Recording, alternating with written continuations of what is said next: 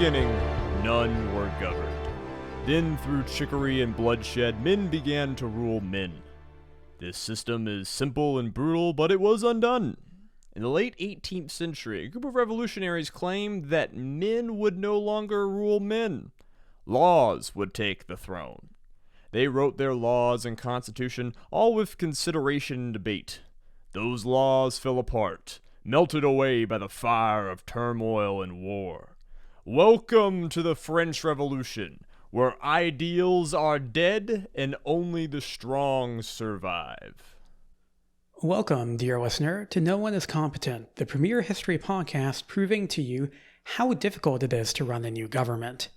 This show comes to you with no sponsors or ads, so we'd appreciate it if you tell your friends about us and also rate us on whatever podcasting app you're listening on. If you're on YouTube, like and ask us a question in the comments section. You can reach out to us further at nooneiscompetent@gmail.com, and our music is done by the legendary Sam Bryce. I'm your host, Jay, and I'm joined, as always, by Azalea. Azalea, how is episode 28 treating you? We have no time to banter, Jay. This is like the longest fucking script we've ever written. There's no time. We gotta go. We gotta go into the episode right now. All right, sounds good. So, we have a very specific goal in this episode. The French Revolution is hard. It's really, really hard. And we are covering it in the best way possible, the shortest way possible, which is also very long and involves, several episodes. This episode is going to cover the events of the French Revolution and the War of the First Coalition from 1789 to like the middle of 1794, kinda. This is a sequel to our last episode on the fall of French King Louis XVI. In that episode, we provide most of the context for why revolution broke out in 89 and the failures of its king. We're going to assume that you listen to that episode and jump right into the action while not discussing the king that much. What makes the French Revolution so hard to talk about is that it's actually several revolutions rolled into one. This episode is going to see the fall of at least 3 governments, depending on how you count it, and several different leaders and factions falling from rule. And that story would be hard to tell, but at the same time that's going on, France will be embroiled in the War of the First Coalition. This conflict will influence all of the domestic events, and you can't tell a story without it. In our planning, we discovered that covering all of the War of the First Coalition and French domestic politics would result in an over 5-hour episode, which you don't want to hear and we don't want to make. So instead, we're going to try and cover the first half of the saga up to around 1974-ish. This will allow us to cover most of the famous parts of the French Revolution, the rebellion, terror, guillotines, all the fun stuff. We'll also cover the start of the war, but the episode's going to be like 65% French politics and like 35% war.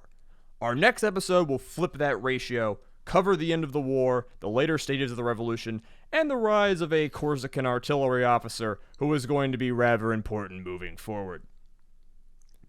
Now, our sources for this episode include The Wars of the French Revolution, 1792 to 1801, by Charles J. Esdale, The French Revolutionary Wars by Gregory Fremont Barnes, Napoleonic Infantry Tactics, a quick guide by Epic History TV, Napoleon's First Victory, Siege of Toulon, 1793, also by Epic History TV, Napoleon, His Army and Enemies, which is a website that can be found at napoleon.com. It's Napollun. And, yeah. Jay said yeah, because the next bullet point is just Azalea's sources. Now listen here, folks. I want to talk more about like the purpose of this episode. When we did the Hunley, that was like an example of us taking a look at tons of sources, primary sources, and like trying to do like a week by week, even day by day breakdown of like this historical event and what happened in extreme detail. This is the opposite. We are essentially going to try to give you the like shortest way of explaining this topic while still like allowing you to actually understand something. it's going to be basic, by which I mean a lot of it was just done by ripping off Wikipedia and listening to Mike Duncan's Revolutions podcast, which you should go listen to if you want this, but like 50 hours. I also watched some Crash Course videos on the French Revolution, and I assure you that I got a 5 in AP European history back in high school. Suffice it to say, we're going to do like the simple, overarching points that did not, require a bunch of like in-depth sources. I read still like going to understand what's happened. I read like No, half I'm a talking book about my for this. stuff. Jay did all the proper research. Jay's fucking neck deep in sources and quotes and shit.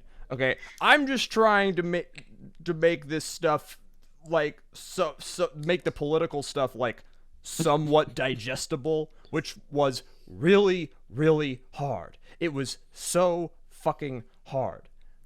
I have, however, included 4 names. Jay, you get 4 names this episode of people who, on my side, I will discuss. All right. That's like 2 more than I usually do. This subject is so complicated, I had to include 4 fucking names. And 5 if you count Louis, but he's like already in. All right, Jay, you ready to do this shit? I suppose so. Okay. So, this episode will cover the first 3 stages of the French Revolution. To set our scene, let's remember our factions. You have the monarchy and nobles who wish to retain their privileges. A powerful Catholic Church is split between wishing to retain power and obviously needing reform. Wealthy landowners who want to be of the same stature as nobles. Poor farmers who are crushed by the tax system.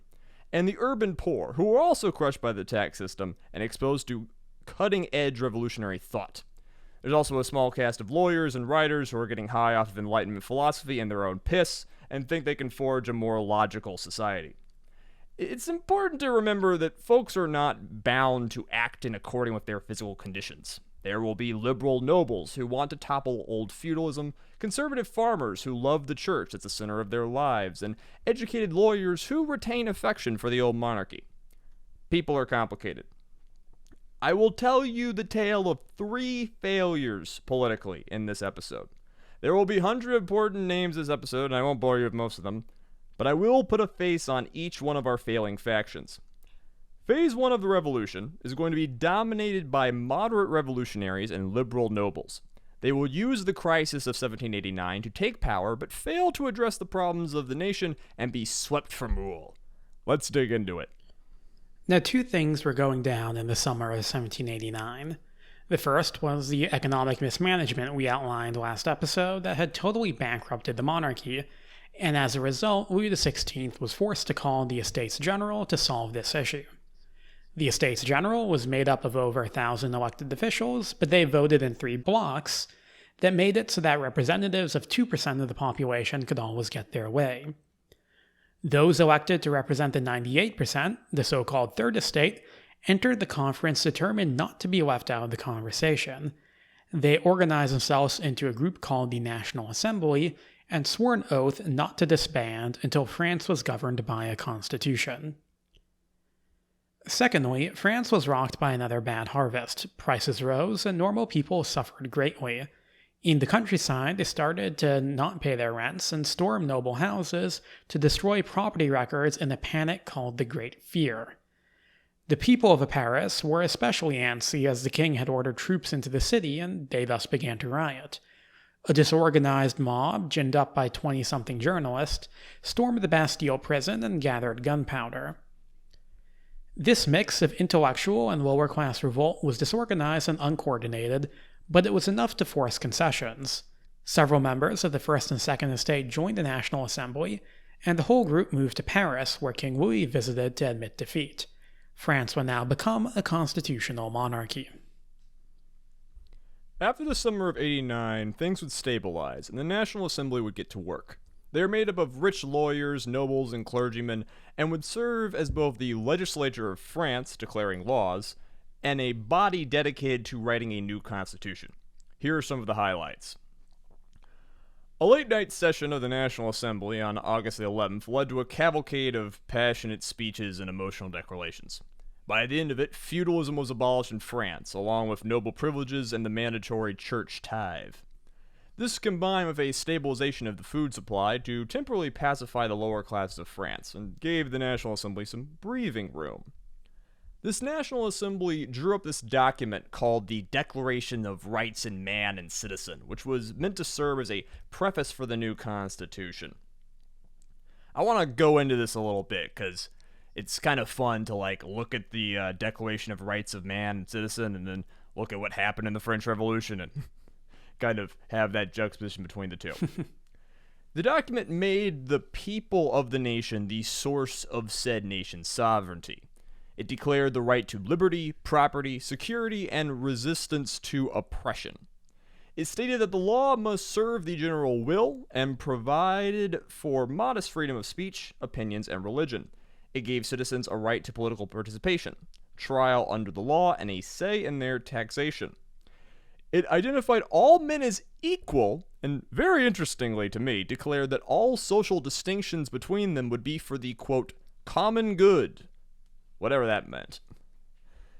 It's all very nice, but it would be pared down by the later declarations by the National Assembly, dividing France into so-called active citizens, who were property-owning males over the age of 25, and passive citizens, who were everybody else. All these so-called rights only applied to active citizens, and only they would be able to vote. Now, during this autumn, the National Assembly was a very individualized body, with most of its around 1,000 members or so not being bound to a faction. Factions were, of course, forming on political lines. Early on, the most organized faction was that of the moderate monarchists who advocated for a constitutional monarchy where the king would still exercise a lot of power. There were plenty of radicals and arch-conservatives, but they hadn't formed cohesive voting blocs yet. This is early politics, right? Nothing's been formalized yet. Yeah. Now, in this time, a new military organization was formed called the National Guard. It was made up of only active citizens, and though it was supposedly formed to protect the revolution, it was quickly used to pacify the citizenry and protect bakeries that were often surrounded by angry mobs. They were commanded by the Marquis de Lafayette, who was a veteran of the American Revolution and the principal author of the Declaration of Rights in Man and Citizen. He is the poster child for liberal nobles in the first phase of the revolution. We're kind of going to use Lafayette as our, symbol for phase one. Liberal nobles like Lafayette assumed that they could form a reasonable middle ground between arch-conservatives and slavering radicals. Let's see how that works out for them. The other nobles, of course, were far more conservative, and they began to leave France in droves to other countries. These émigrés and their foreign backers would stoke the paranoia of the radicals. The most radical representatives in the National Assembly had been elected from Paris, which had become the breeding ground for the bleeding edge of the revolution. Its citizens generally thought of themselves as the one who had fought for the National Assembly to exist, and the local newspaper industry quickly expanded as government censorship was lifted. Many radical newspapers would provide future sparks for radical fires. In October, a mob of poor Parisian women would break into Versailles and force the king to move to the Tuileries Palace in Paris proper. The National Assembly would soon follow. Now that the National Assembly was based in Paris, its members began to form clubs and societies where they could debate politics as well as live while away from home. These clubs were open to anyone who paid the membership fee and filled both with members of the National Assembly and other like-minded prominent citizens. These clubs often determine their politics by the size of their membership fee. If it's high, if it takes more money to get in, it's probably a more conservative club. There were a bunch of them over the years, with the most consequential being the highly popular Jacobin Club. These clubs were a mix of frat houses, faction home bases, and debate societies, and would come to heavily influence public sentiment, as well as provide a platform for future political leaders. Very importantly, these clubs would give factions a place to organize, and in the radical climate of Paris, more revolutionary factions would thrive. Now, the first real radical idea was to nationalize the Catholic Church. Church property would be seized to pay national debts, and priests would become employees of the nation, swearing an oath to their country over their loyalty to the Vatican. Now, this, of course, is heresy in the eyes of the Church and is going to cause a lot of problems moving forwards. By the summer of 1790, when this went into effect, parish priests out in the countryside were denouncing the National Assembly to their conservative flock. Interestingly enough, these nationalized church lands would back France's first paper currency, which was planned to be the solution for the fiscal crisis. This will also not go so well. The nationalization of the church is, like, socially, to me, the most fascinating part of the entire French Revolution. Even more than, like, all of the government and rule by the people stuff. Like, you have this, we talked about this last episode, but you have this crazy mixture of, like, trying to separate religion from the government while, like, still having a national religion. It's, like, kind of wild. And you know, if you are a Catholic of any degree of piety, which a lot of France is, you know, these reforms include, like, priests becoming elected officials, with, like, Protestants and Jews and atheists being able to vote for who the Catholic priest is. It completely cuts off the leadership from the Vatican. It's very easy to understand why people would think that their mortal souls were being imperiled by this process. Yeah, I mean, one of the kind of like amusing little things is how some, Catholics thought the revolution was a Protestant plot. Very much was not, but it's kind of you can kind of see where they were coming from. Now, more important decisions were made at this time. The courts were taken out of noble hands, and the power to declare war was kind of awkwardly split between the king and the National Assembly. It's kind of unclear, honestly. There were a lot of fights over it. As more votes were taken, political divides began to sharpen. Arch-conservatives were so offended by the treatment of the church and their own noble privileges being stripped away that many of them just quit the assembly altogether and increased their immigration rates out of the country.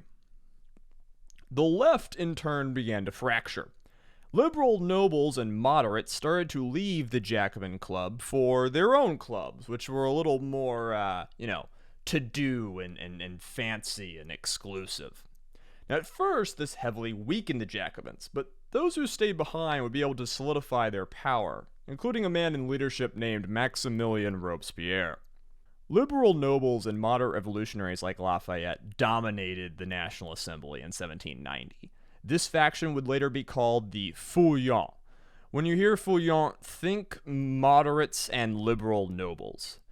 The Feuillant were led by a group of 3 people called the Triumvirate. I won't bore you with their names, but 2 of the 3 were from the nobility, and they stocked the National Assembly's leadership committees with folks on the center-right, and pushed forward with their agenda. They mostly got what they wanted as they balanced folks on their left and their right and grew in influence. Their allies were appointed to the royal ministries and governments of Paris, but problems began to appear. You see, moderates like Lafayette and the Triumvirs were the only ones who were actually happy with the constitution that was forming. Conservative nobles wanted to roll it back, while Republicans and radicals wanted it to go way further. As they got more and more of what they wanted, they became less and less popular. It also meant that they had to own the unpopular decisions of the assembly, like the deregulation of grain, and the Parisian mobs crumbled. Also, in order to get control of the Parisian government, Paris was gerrymandered to weaken the poorer sections of the city. A new club was formed amongst these people to advocate crazy left-wing politics, like allowing poor citizens to vote and not having a monarchy. And with now a faction to their left, the Jacobins looked more reasonable in contrast. And while we're throwing in little tidbits, I'm going to shoe in the trivia that around this time is when the terms left and right became a thing in politics. At a certain point in the National Assembly, they all had to sit in a room and like do the National Assembly somewhere, and the conservative monarchists started to sit on one side of that hall, and the radicals started to sit on the other, and the terms just stuck, which I think is kind of beautiful and hilarious. It's history can be fun sometimes. It can. By 1791, the National Assembly and its Feuillant leadership were starting to make some hard choices. The clergy was fully nationalized and made to take a civic oath, so that's swearing allegiance to France over the Vatican. A lot more priests took the oath than you'd expect. This was paired with a lot of reforms to the church that local priests and priests from poorer sections of France really wanted. So a lot of them did take the oath, but a permanent tension was caused by the state trying to get in the way of people's religion. The National Assembly also banned worker strikes and petitions to crack down on the lower classes of Paris.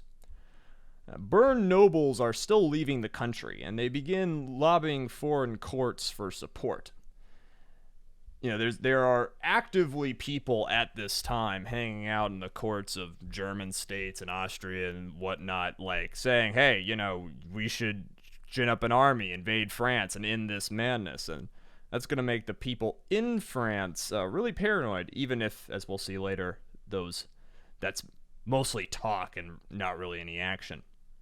This tense political situation would lead the royal family to try and flee the country in the summer of 91. This episode, which we covered heavily last time, would radicalize the left. Up till now, pretty much everyone of any political note in France was some sort of monarchist. Even the Jacobin Club and its leaders to their left wanted a constitutional monarchy of some sort, but now republicanism would become a viable position. When the National Assembly tried to cover up the king's treason and announce that he would be kept in power, the people of Paris gathered to petition. The National Guard put the city under martial law and killed between 20 and 50 Parisians while dispersing the crowd. This fervor radicalized the Jacobins away from the conservatives, moderates, and Feuillant. In the fall of 1791, the National Assembly finished its task of drafting a constitution. This Constitution of 1791 started with the Declaration of the Rights of Man and Citizen, and had reorganized the country, nationalized the church, and created a single-house legislature called the Legislative Assembly. The king would be the executive and appoint all high-ranking cabinet members and army officers, who would also be able to veto bills from the assembly which could not be overturned for 6 years. One of the National Assembly's last decrees was to rule that none of them would be able to run for the first session of the Legislative Assembly, so no one who drafted the Constitution of 1791 would be around to defend it. Fun fact, kids, that policy was first suggested by Robespierre and is really his first major contribution to the revolution. Now, the newly elected Legislative Assembly took their 745 seats in October 1791. They were younger on average than the National Assembly and had almost no members of the nobility or clergy amongst them. Most of them had served in their new local government in the last 2 years, been a member of the National Guard, or had been a prominent critic of the government. Yeah, it's worth noting that, at this point, new governments are being elected all over France, from 89 to 90 to 91. And those new governments are going to give lots of more people, political leadership experience and credibility within France. And when we start seeing all of, the civil wars and uprisings and various factions that are going to come out later, there's so much fuel and people to man those factions and lead those factions because of all of the political positions that have now opened up in the provinces. Now, notably, turnout for the elections to the Legislative Assembly was dreadfully low. Less than a fifth of the already small amount of people allowed to vote cast a ballot. We are nowhere close to a democracy here. This is also like a two-tiered system where like you vote for an elector who will then vote for the guy, and that just, makes things more complicated and conservative and, makes a lot of people not really care. While this new body was technically further to the left than the last one, most of its new members were not affiliated with any political club and didn't immediately join one. The Feuillant were still the largest faction, with around 250 members, depending on how you count it. I've seen different counts. Some are like 260, and it's like whatever. About half that number had joined the Jacobin Club, but the majority of this new body is still undecided. And one of the first things that new body will do is begin to rally for war against Austria. So, I'm sure you assumed that this wasn't how it was going to go. Surely the war of the First Coalition is going to get kicked off because the revolution is going to go hard to the left. They're going to kill their king, and then the old powers of Europe are going to invade to restore the old power and put down the revolution, right? Right, Jay? Not really. Yeah, because that would make sense and be an easy story. Yeah. Those in the Legislative Assembly who cried for war assumed that all the nobles who had flown the coup were plotting in foreign courts. Surely Marie Antoinette's brother was going to march an army across the border any day now. Surely the king was in private correspondence with his brothers to weaken France from the inside. And all of that really could have been true. Some of it kind of was true, but for some reason it was not true. Yeah. Now, this is where our second faction will appear. They won't gain this title for a while, but history will call them the Girondins. The Girondins mostly came from the ranks of the Jacobin Club and were led by a guy named Jacques-Pierre Brissot. Brissot was the son of a tavern keeper and had a background in law and literature. He and most of the Jacobins were men of education and a middle-class background. They wanted a strong legal system to ensure liberty and property rights, but weren't convinced that this required a king. To them, the king and nobility posed a threat of counter-revolution and could easily ally with the other nobles of Europe to snuff out France's revolution. Brissot wanted to attack the old powers of Europe before those old powers came to France. His Girondin faction was soon known as the pro-war party. They thought war would be glorious and easy, but also assumed that it would prove the king a traitor to his nation. But then, the king began to encourage the war, because he's secretly hoping that a French defeat would return them to power. Louis is such a fucking... the Girondins were right. Louis had tried to leave the nation so he could do the war. But, once that play is gone, if Louis wanted to keep his head, he should have, essentially, once he was now functionally in prison, started vetoing nothing and just becoming a yes man and keeping his head down and keeping himself popular as much as possible. But, he then proceeds to get more inflammatory once a gun is pushed, closer to his head. It's fucking nuts. Yeah, Louis, whatever, say about the Girondins and whoever else, Louis was a traitor. Pretty they were cut right. and clear. As we're gonna get into, advocating for war with France was stupid. This is no one is competent. These people are dumb, but they are also not incorrect. Yeah. Now, conservatives lined up behind the king, and Lafayette also encouraged the war as it would surely deliver him an army to command. Soon, only a few fringe Jacobins and the center-right opposed the war. They pointed out that their country was in no shape to fight, but they were quickly drowned out. The tabloids of Paris screeched about a plot between the former nobles, German princes, and Austria to take down France, and the coming war was to be welcomed as it would purge the reborn country of all of its enemies. Within a few months, war was extremely popular across most of the political spectrum of France. The only ones who opposed it were the Feuillant. While they had been the largest faction, the Feuillant had never controlled a majority, only ruling by the fact that no other faction could challenge them. Now that there was an issue more popular than them, they lost any ability to steer the ship. Interestingly enough, Robespierre also opposed the war. It also probably rankled him to see his Jackman Club taken over by the Girondins. But National Assembly members not getting a seat in the Legislative Assembly had been his idea, and now he's going to have to sit on the sidelines and suffer from it. War fever had taken France, and on December the 14th of 1791, King Louis issued an ultimatum to several German states that they were to expel all of the French nobles amongst them, or they would face war. But then those German princes agreed to do it. Brissot is suddenly very depressed. The whole plan was to, agitate the old powers of Europe so they would declare war on France, but that actually didn't work. So why was there no Europe-wide plot to help restore the King of France to an absolute monarchy?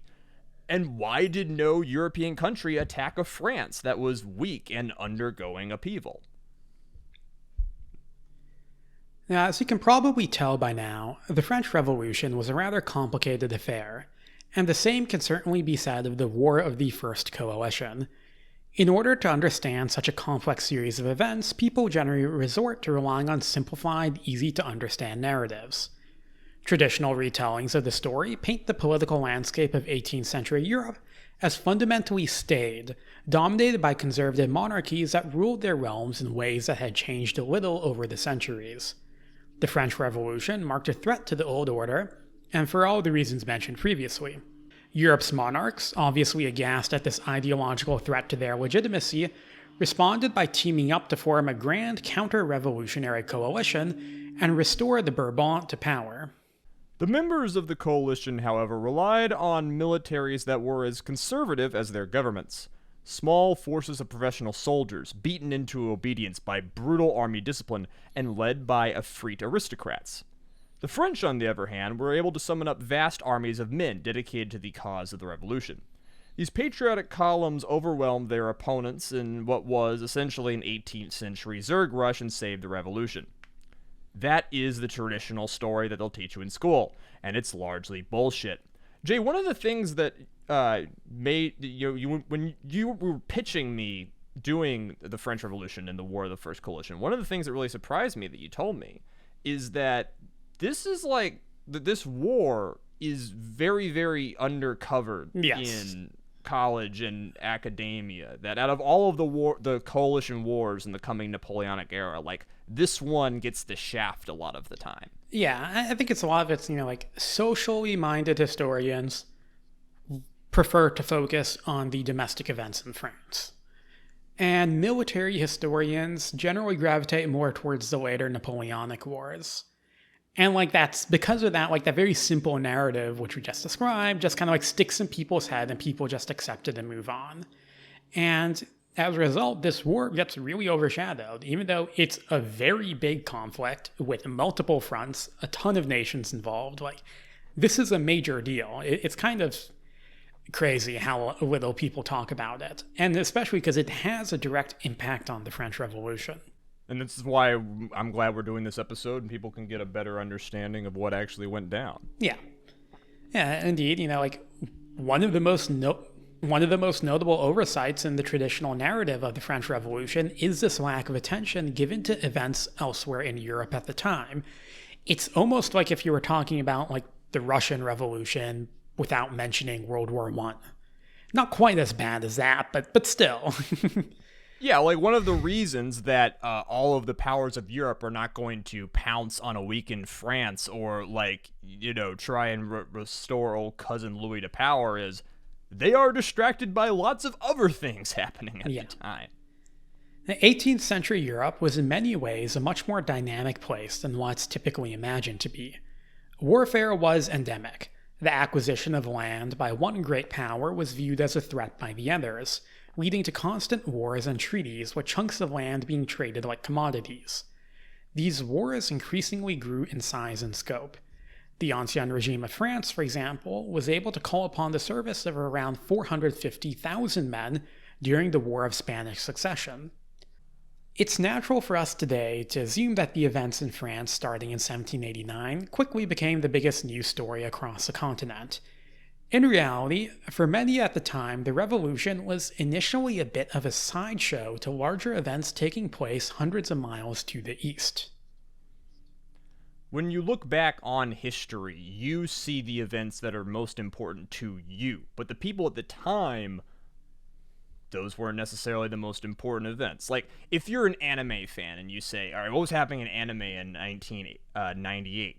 You'd be like, oh, Cowboy Bebop came out in 1998, and that's like a super important anime. But like, if you were an anime fan in Japan, like just watching the shows that were coming out, Cowboy Bebop was not like the top of your list of like the most notable release of the year. It was one of many shows that were being watched and debated and talked about and loved, and most of those shows got buried by time, whereas Cowboy Bebop continued to shine. But at the time, it wasn't like clear that that was the case, and that's the case here.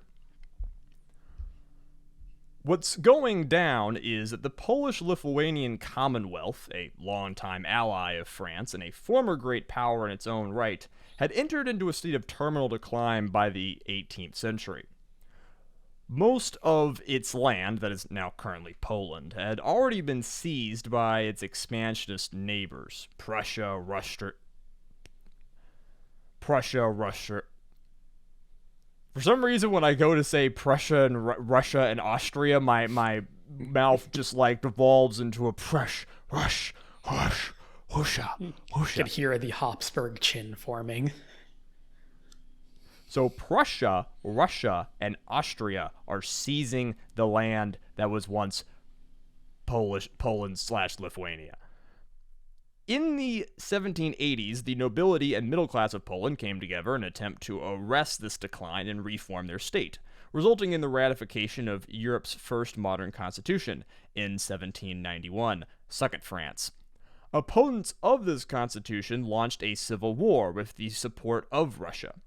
Russian involvement in Polish affairs naturally sparked fears amongst the Prussians and Austrians, who worried that Russia would further strengthen their position in Central Europe. Additionally, Poland was not only the hotspot of violence during these years. War between Russia and the Ottomans had broken out in 1787. In 1788, Austria joined the war on the side of Russia, while Sweden launched its own war against the Russians. The last of these wars would not end until 1792. And with these general events in mind, perhaps now is the time to look at the state of Europe's greater and lesser powers going into that fateful year of 1789, when the War of the First Coalition will break out. 1792. All right, Jay, who are our... So this is all like... It's all... this is what Risk was based off of. Yeah. So when I say it's a grand board game, it's like, no, this is what inspired the board games. But like... So we have all these great powers. They're all moving around their armies on their little chessboards, and they're trying to take over land and stop their land from being taken. Who's sitting at the table? Who are our powers? Yeah, so great powers is kind of a term borrowed from IR theory. As the name implies, it just refers to the most powerful countries. And when we talk about the great powers of Europe at the time, we're talking about Russia, Austria, Prussia, Britain, and France. Obviously, we've been talking about France for basically like 2 episodes now. So starting with Russia then. As one can probably tell by now, Russia under Empress Catherine the Great was an expansionist rising power, hence all of those wars. Now, in spite of Catherine's Enlightenment sympathies, she would be the loudest amongst Europe's monarchs in her denunciations of the French Revolution in the run-up to the War of the First Coalition. Russia, however, was far from France and embroiled in her own regional affairs, and as such would not take part in the fight against France. So then we can move on to Austria. Quick question from the front row. We'll talk about how like this is also the Holy Roman Empire, but are most people calling this state Austria at this point, or do they call it the Holy Roman Empire, or like what's going on? Most sources I see from the time seem to just call it Austria. Except for when it's relevant to call it the Holy Roman Empire. They'll usually call the head of the Austrian state the emperor, because he's Holy Roman Emperor. But they'll usually just talk about like Austrians, which makes sense because at this point in history, the Holy Roman Empire has just become well, Austria. Yeah. Now, So moving on to Austria, the relatively modest Archduchy of Austria served as the center of power for the Habsburg dynasty, a family that had once been the most powerful family in all of Europe and still retained vast holdings across the continent. For centuries, the Habsburgs had held the aforementioned position of Holy Roman Emperor. The empire, which was a loose conglomeration of predominantly German states, had long since ceased to function as a coherent political body. For evidence of this, you just have to look at the fact that a chunk of Prussia, which was the old electorate of Brandenburg, was technically still a part of the empire even as Prussia waged wars against the emperor. Yeah. Habsburg rulers drew their power not from the empire, but from their direct holdings: Austria, Hungary, Croatia, Bohemia, Milan, Flanders, etc. Collectively, this domain had a population of roughly 21 million people.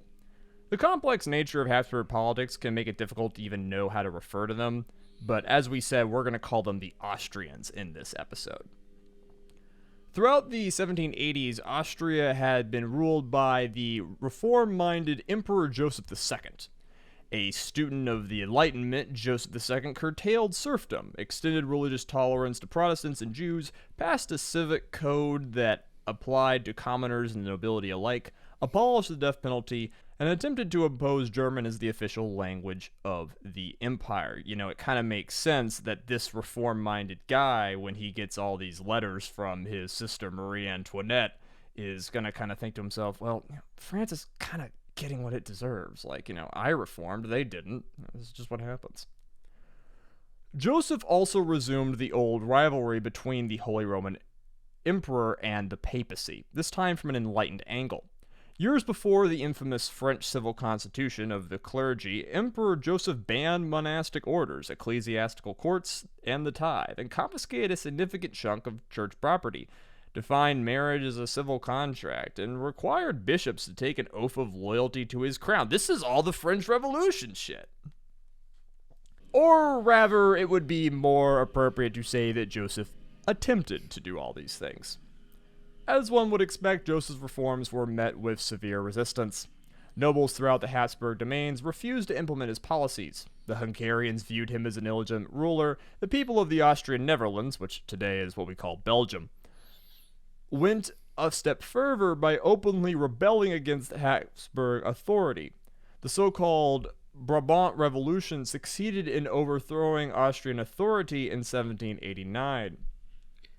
Meanwhile, the war with the Ottomans, a war that Joseph had joined mostly just to fulfill an alliance with Russia, was turning into a major financial burden for the empire. Taxes were raised just as the price of bread skyrocketed due to poor harvest. By 1790, the Austrian state was deeply in debt, riots had broken out, and the emperor's popularity with both the nobility and the peasantry had collapsed. Now, most of Joseph's reforms were reversed upon his death in 1790, restoring a degree of political stability to the empire. Under his successor, Emperor Leopold II, Austrian rule was re-established in Belgium and tensions between the crown and nobility waned. Peace was made with the Ottomans in 1791, with the Austrians gaining small concessions. Still, the state of Austria's finances and administration was far from ideal going into 1792. The Austrian army is often viewed with a great deal of derision, some of it warranted, much of it not. Austrian cavalrymen were superb, and the country had pioneered light infantry tactics and artillery standardization in the mid-18th century. Their infantry left a bit more to be desired, but it was generally well-disciplined and reliable. The flaws of the Austrian army tended to be a slow, often overly cautious force, with a small and outdated general staff. The myriad of languages within the empire provided a particular hindrance, with one British officer noting that while every man in the British army could speak English, many, quote, Austrian officers could barely speak German. Now that brings us to the other major German power, that being Prussia. Prussia was the youngest of Europe's great powers, having only become a kingdom in 1701. The wars of Frederick the Great in the mid-18th century established Prussia as a leading German state alongside Austria, and gained the Prussian military the reputation of being the best in all of Europe. It can be said that Prussia was in a far superior situation to that of their longtime rival Austria around the start of the French Revolution. Prussia had refrained from going to war with Russia over Poland, in spite of having previously signed an alliance with the Poles, and this saved them from what would have very certainly been a costly conflict. The Prussian kings had brought about reforms gradually, generally pacifying the nobility while creating a strong centralized state.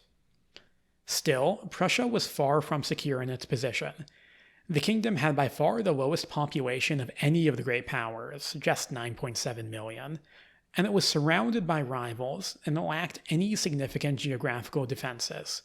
If any enemy army managed to defeat the Prussians in the field, it would have no difficulty in marching right into the Prussian heartland, as Napoleon would prove in 1806. Remember, Germany's not a thing right now in history, and the states that would later form it are, small, weaker, and much easier to deal with. Yeah, I'm sure we'll put a map. Prussia obviously being the largest one. We'll have a map up of Europe right now for the YouTube video, but Prussia is like Eastern Germany plus a bit of what's now Poland. So like the Rhine River, which we think of as like a big, barrier to entering Germany. Prussia does not control most of the Rhine River. That, valley is mostly a bunch of smaller independent states. Yeah, it doesn't even technically border France, right? Yeah.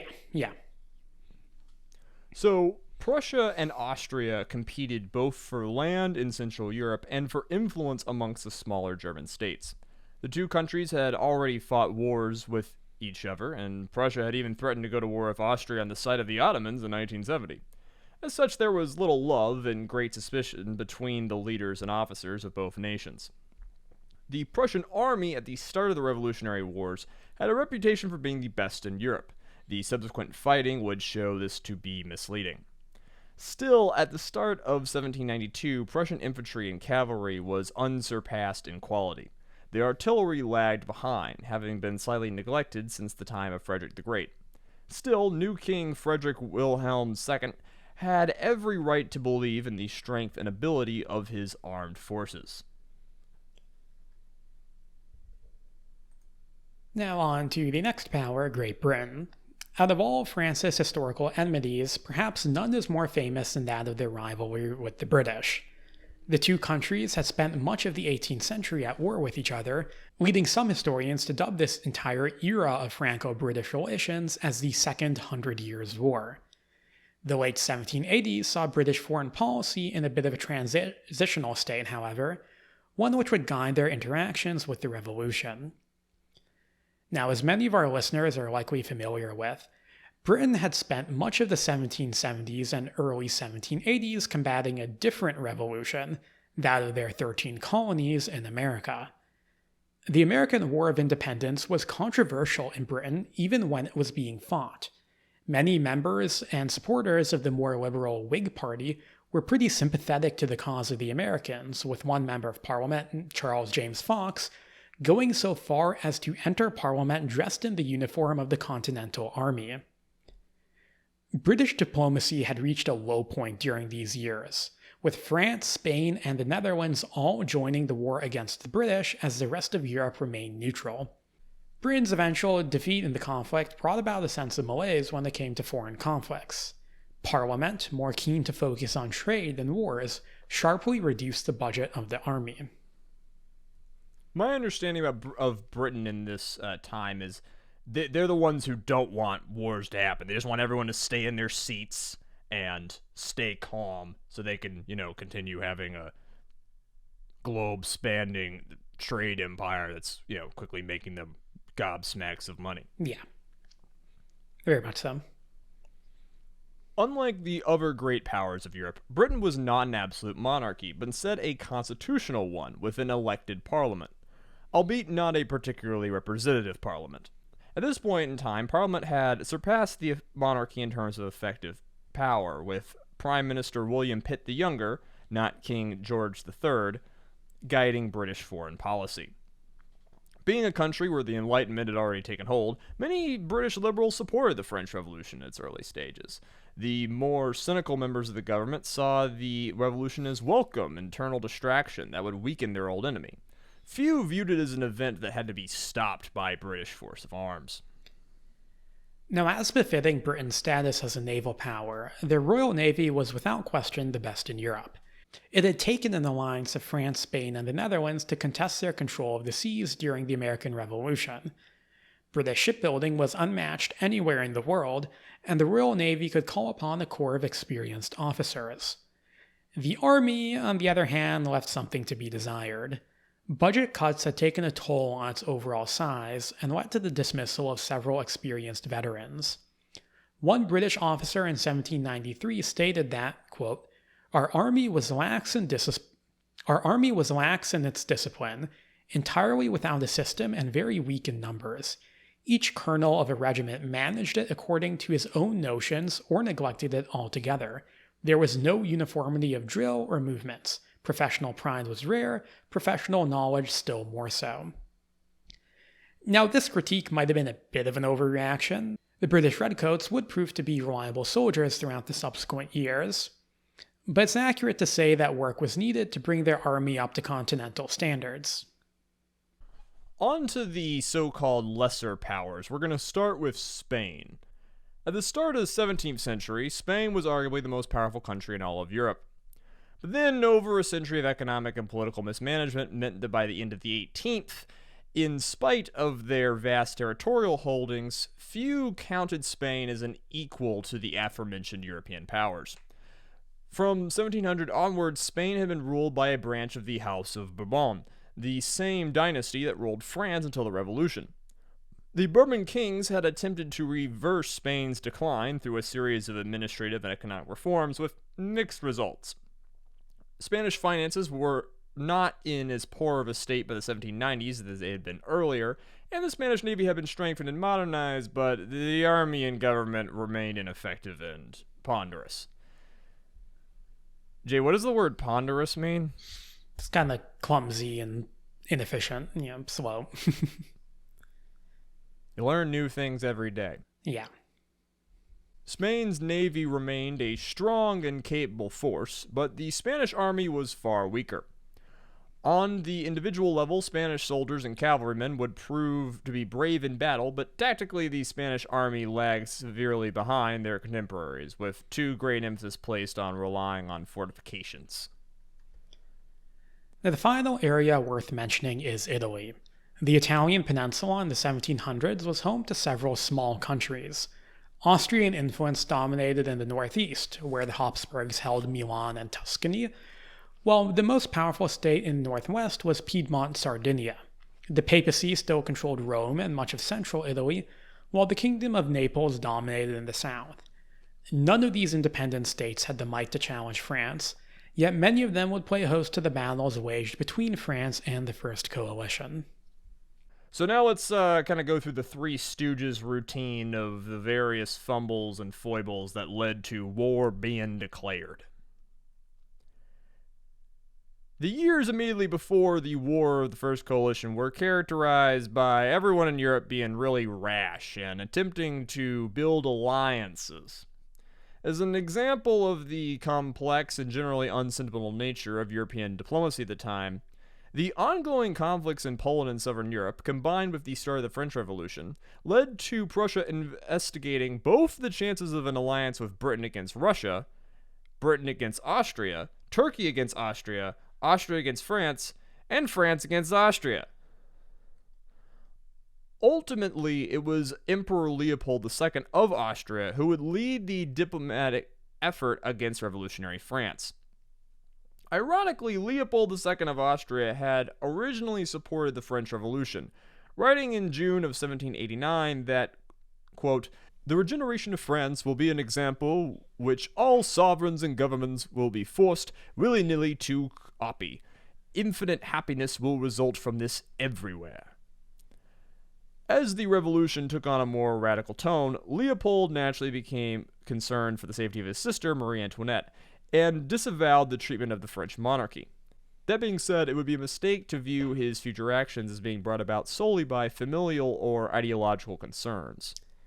Yeah, indeed, Leopold's motivations were more complex than they seem at face value. Even though Austria had taken part in the first partition of Poland, the emperor now sought the survival of Poland as a buffer state between Austria and Russia. Leopold, however, greatly feared the outbreak of war due to the precarious state of Austrian finances following the Turkish conflict. So instead, he settled on a new plan, uniting Europe against the French revolutions as a means of bringing the scheming over Poland to an end. Basically just kind of like bring everybody on the same side, distract them with France, they'll leave Poland alone. The result of this plan was the so-called Padua Circular, a letter sent to the sovereigns of Europe in July of 1791. The circular decried actions taken against the French king and called upon the monarchies of Europe to combat the extremes of the French Revolution. Here it is then, the birth of a counter-revolutionary grand monarchist alliance of popular imagination. Except the circular was ignored by basically everyone except Prussia. Womp, womp, womp. This is my favorite part, is that in every fucking court in Europe, there's French nobles and whatnot squawking about how we need to go invade France and stop the revolution, and most of the courts just, like, tell them to piss off. Yeah, like, they indulge them, but, like, they're not letting disgruntled French nobles guide their foreign policy, because that would be very stupid. Like, they'll indulge these guys, but yeah. In August of 1791, Leopold II and King Frederick Wilhelm II of Prussia issued their famous Declaration of Pillnitz, calling upon the monarchies of Europe to intervene in the French Revolution if further actions were taken against the king. The declaration is short and somewhat vague, and it only leaves room for action against France if it received the unanimous support of Europe's powers, which it did not, as Britain and Russia ignored it. We actually think that the Austrians knew, like, the British would ignore it, and that's basically, they just wrote this to pacify the emigres. In France, however, the declaration was seen rather sensibly as a direct threat to the revolution and proof that Louis was working with France's enemies. European politics at this point in history strikes me a lot about early Yu-Gi-Oh!, where, like, there's a lot of bluffing involved. Like, you'll say you're gonna do something, but, like, you know you're not going to appease somebody, or you're, like, gonna say, hey, you don't do that or I'll invade you, to, like, sort of intimidate someone off, Yeah, but, like, you really and don't want to actually get in a fight. I think there was an understanding amongst, like, the monarchies, or, like, you know, the governments like Britain, which was, you know, parliamentary government, that, like, we make these threats, but, like, we don't always mean them. Whereas one of the miscalculations that the Austrians will make is like not taking into account the fact that, like, the French public and, like, will have a big say in setting the mood in France. It's not just one guy or one monarch, you know, deciding things. Nothing is more dangerous than stupid people who think they're geniuses, and everyone in Europe's trying to make these balance forever powers 3D chess moves, and it is not going to work out for them. What followed Pillnitz was a destructive dance in which both Austria and France took actions to indulge each other's worst fears and push each other into war. When the text of Pillnitz reached France, the Girondins amplified their call for war with Austria. Politicians gave speeches decrying the pan-European conspiracy to subvert the revolution and calling upon patriotic Frenchmen to volunteer for the National Guard and army. Fervor swept through the nation as Girondins and their allies beat the drums for war. Brissot declared that the armies of Europe consisted of nothing but slave soldiers who would break at the first sign of battle, and that a war would lead to a general uprising across Europe. And of course, as we've already laid out, Lafayette and the king himself would support the war for their own ulterior reasons. The Austrians, who ultimately still desired to avoid war, now feared that France was going to declare war on them. They responded by formalizing their alliance with Prussia and issued a warning to France, calling on them to cease their threats of military action against the rest of Europe. Then Leopold II would die in March of 1792, and this brought about a hardening of Austrian rhetoric, but as his successor, Francis II, was far more conservative in nature. And all of these events gave more fodder to the pro-war camp in France. Ultimately, it would be France who would make the first move, when on April 20th, 1792, the French revolutionary government declared war on Austria. Now, the declaration of war specifically did not mention the Holy Roman Empire or Prussia, as many in the French government were hoping that the latter would remain neutral, or perhaps even join in an alliance, alongside France.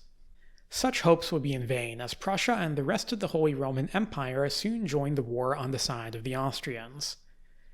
It's important to reiterate here that the war on the side of the coalition, that being the alliance between Austria and Prussia, which would soon be joined by other countries, was not fundamentally ideological in nature. Again, the popular idea of a grand coalition motivated by a desire to restore the Bourbons had little basis in reality. Austria began their diplomatic maneuvering motivated by their desires in the East.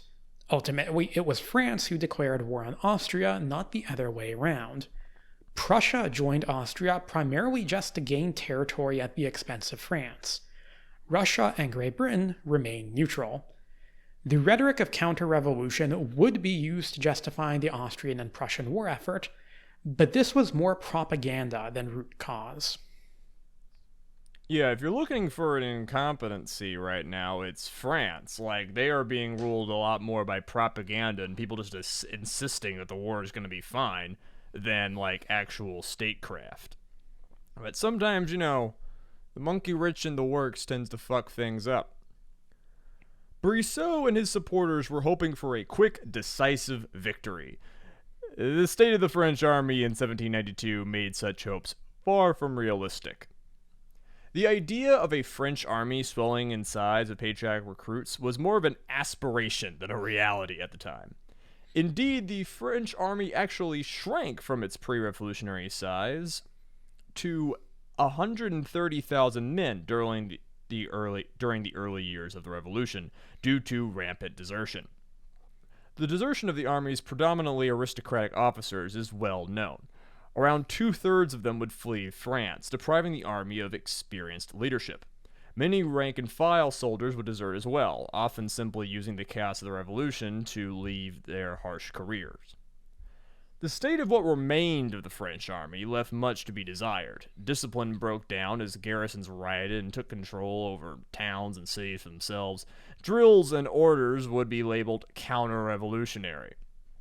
By late 1791, recruitment had finally begun to compensate for the desertion. These new recruits were motivated as much by the desire for a solid paycheck in uneasy times as they were by the ideology of the revolution. This trend was helped by a law passed in 92 that shortened the term of enlistment to 3 years from 8 and lowered the age requirement from 18 to 16. The famous National Guard had grown dramatically in size since its creation, but the National Guard was more of a militarized security force than a genuine military, and it would be of limited use in the war against Austria and Prussia. Many guardsmen did not see campaigning far from home as their duty. Nevertheless, rather than expanding the size of the army, an institution that was still viewed with suspicion by revolutionaries, a call for a force of 100,000 volunteers to be drawn from the guards was put out. In the end, the government only raised half that figure, even though the requirement of guard members as active citizens was now being widely ignored. Effective command of the French war effort was given to General Charles-François Dumouriez.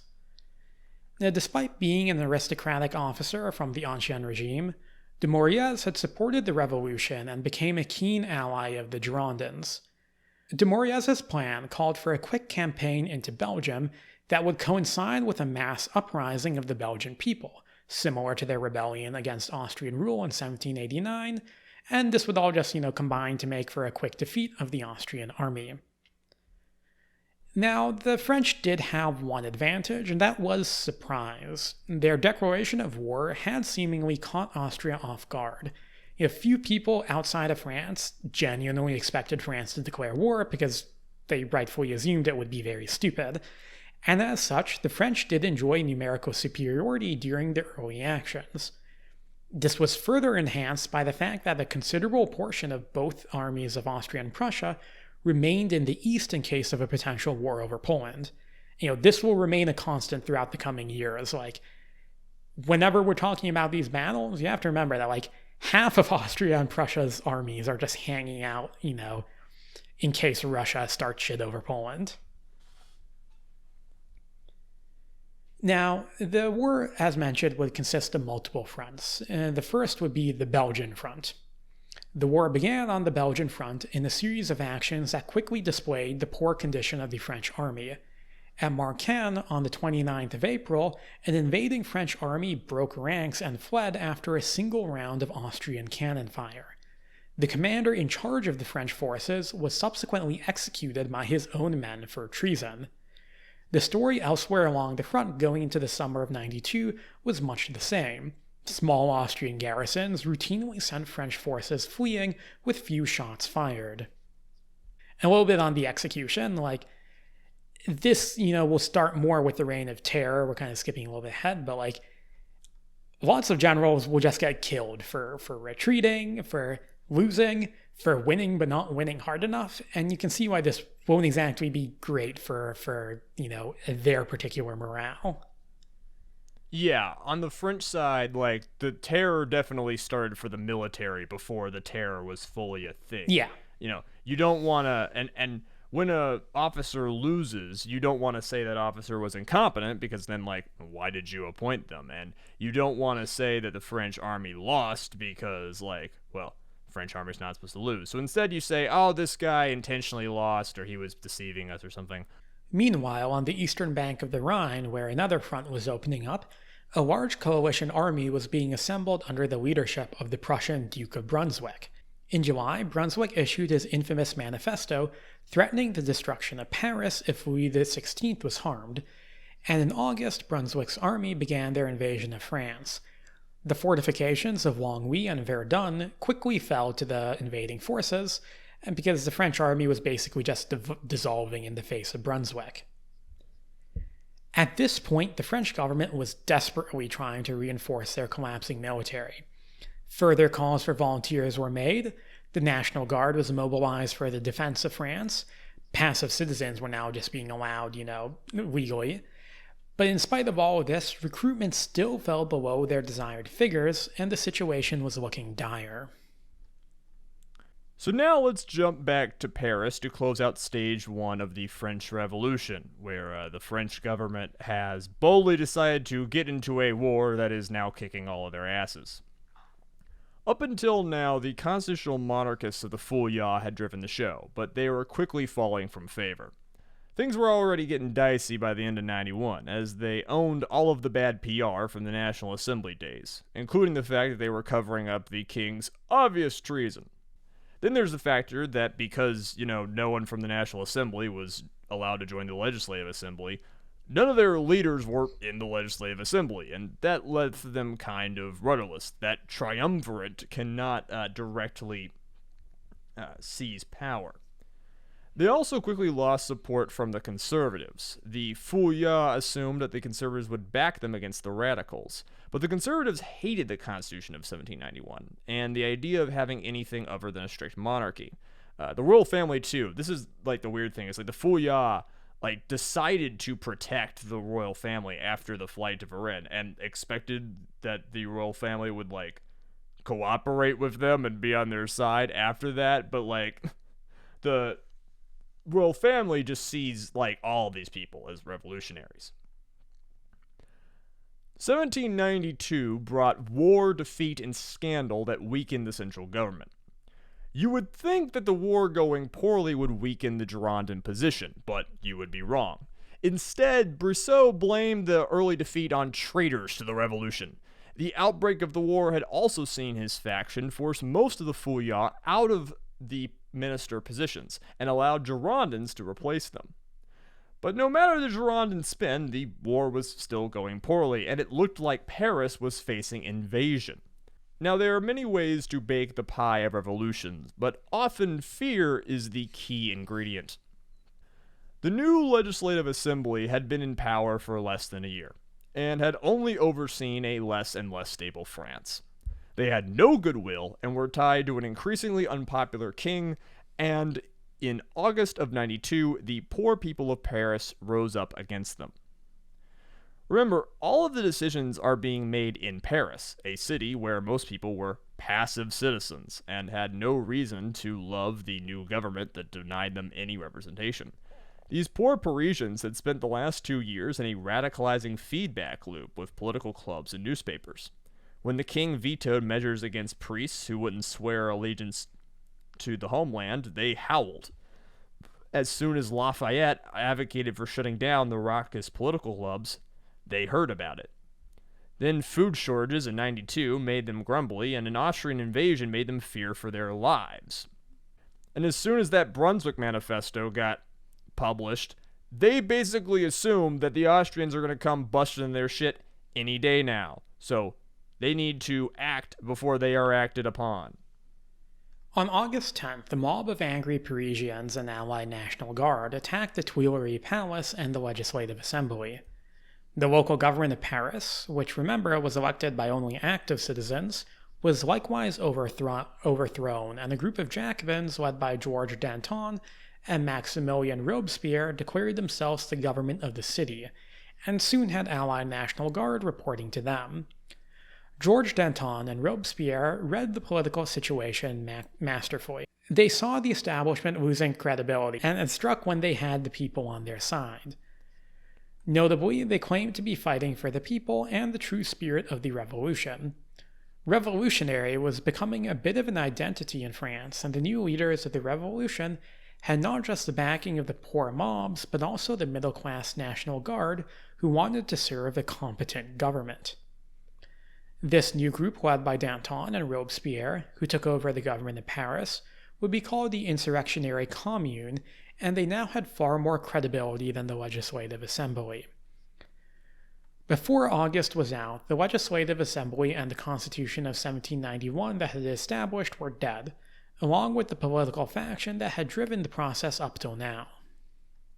If this sounds like a coup, it's because it is. This is why the French Revolution is crazy to talk about, because people say the French Revolution of 89, this is the French Revolution of 92. This is a whole new revolution, a whole new government getting kicked out, and a new one being formed.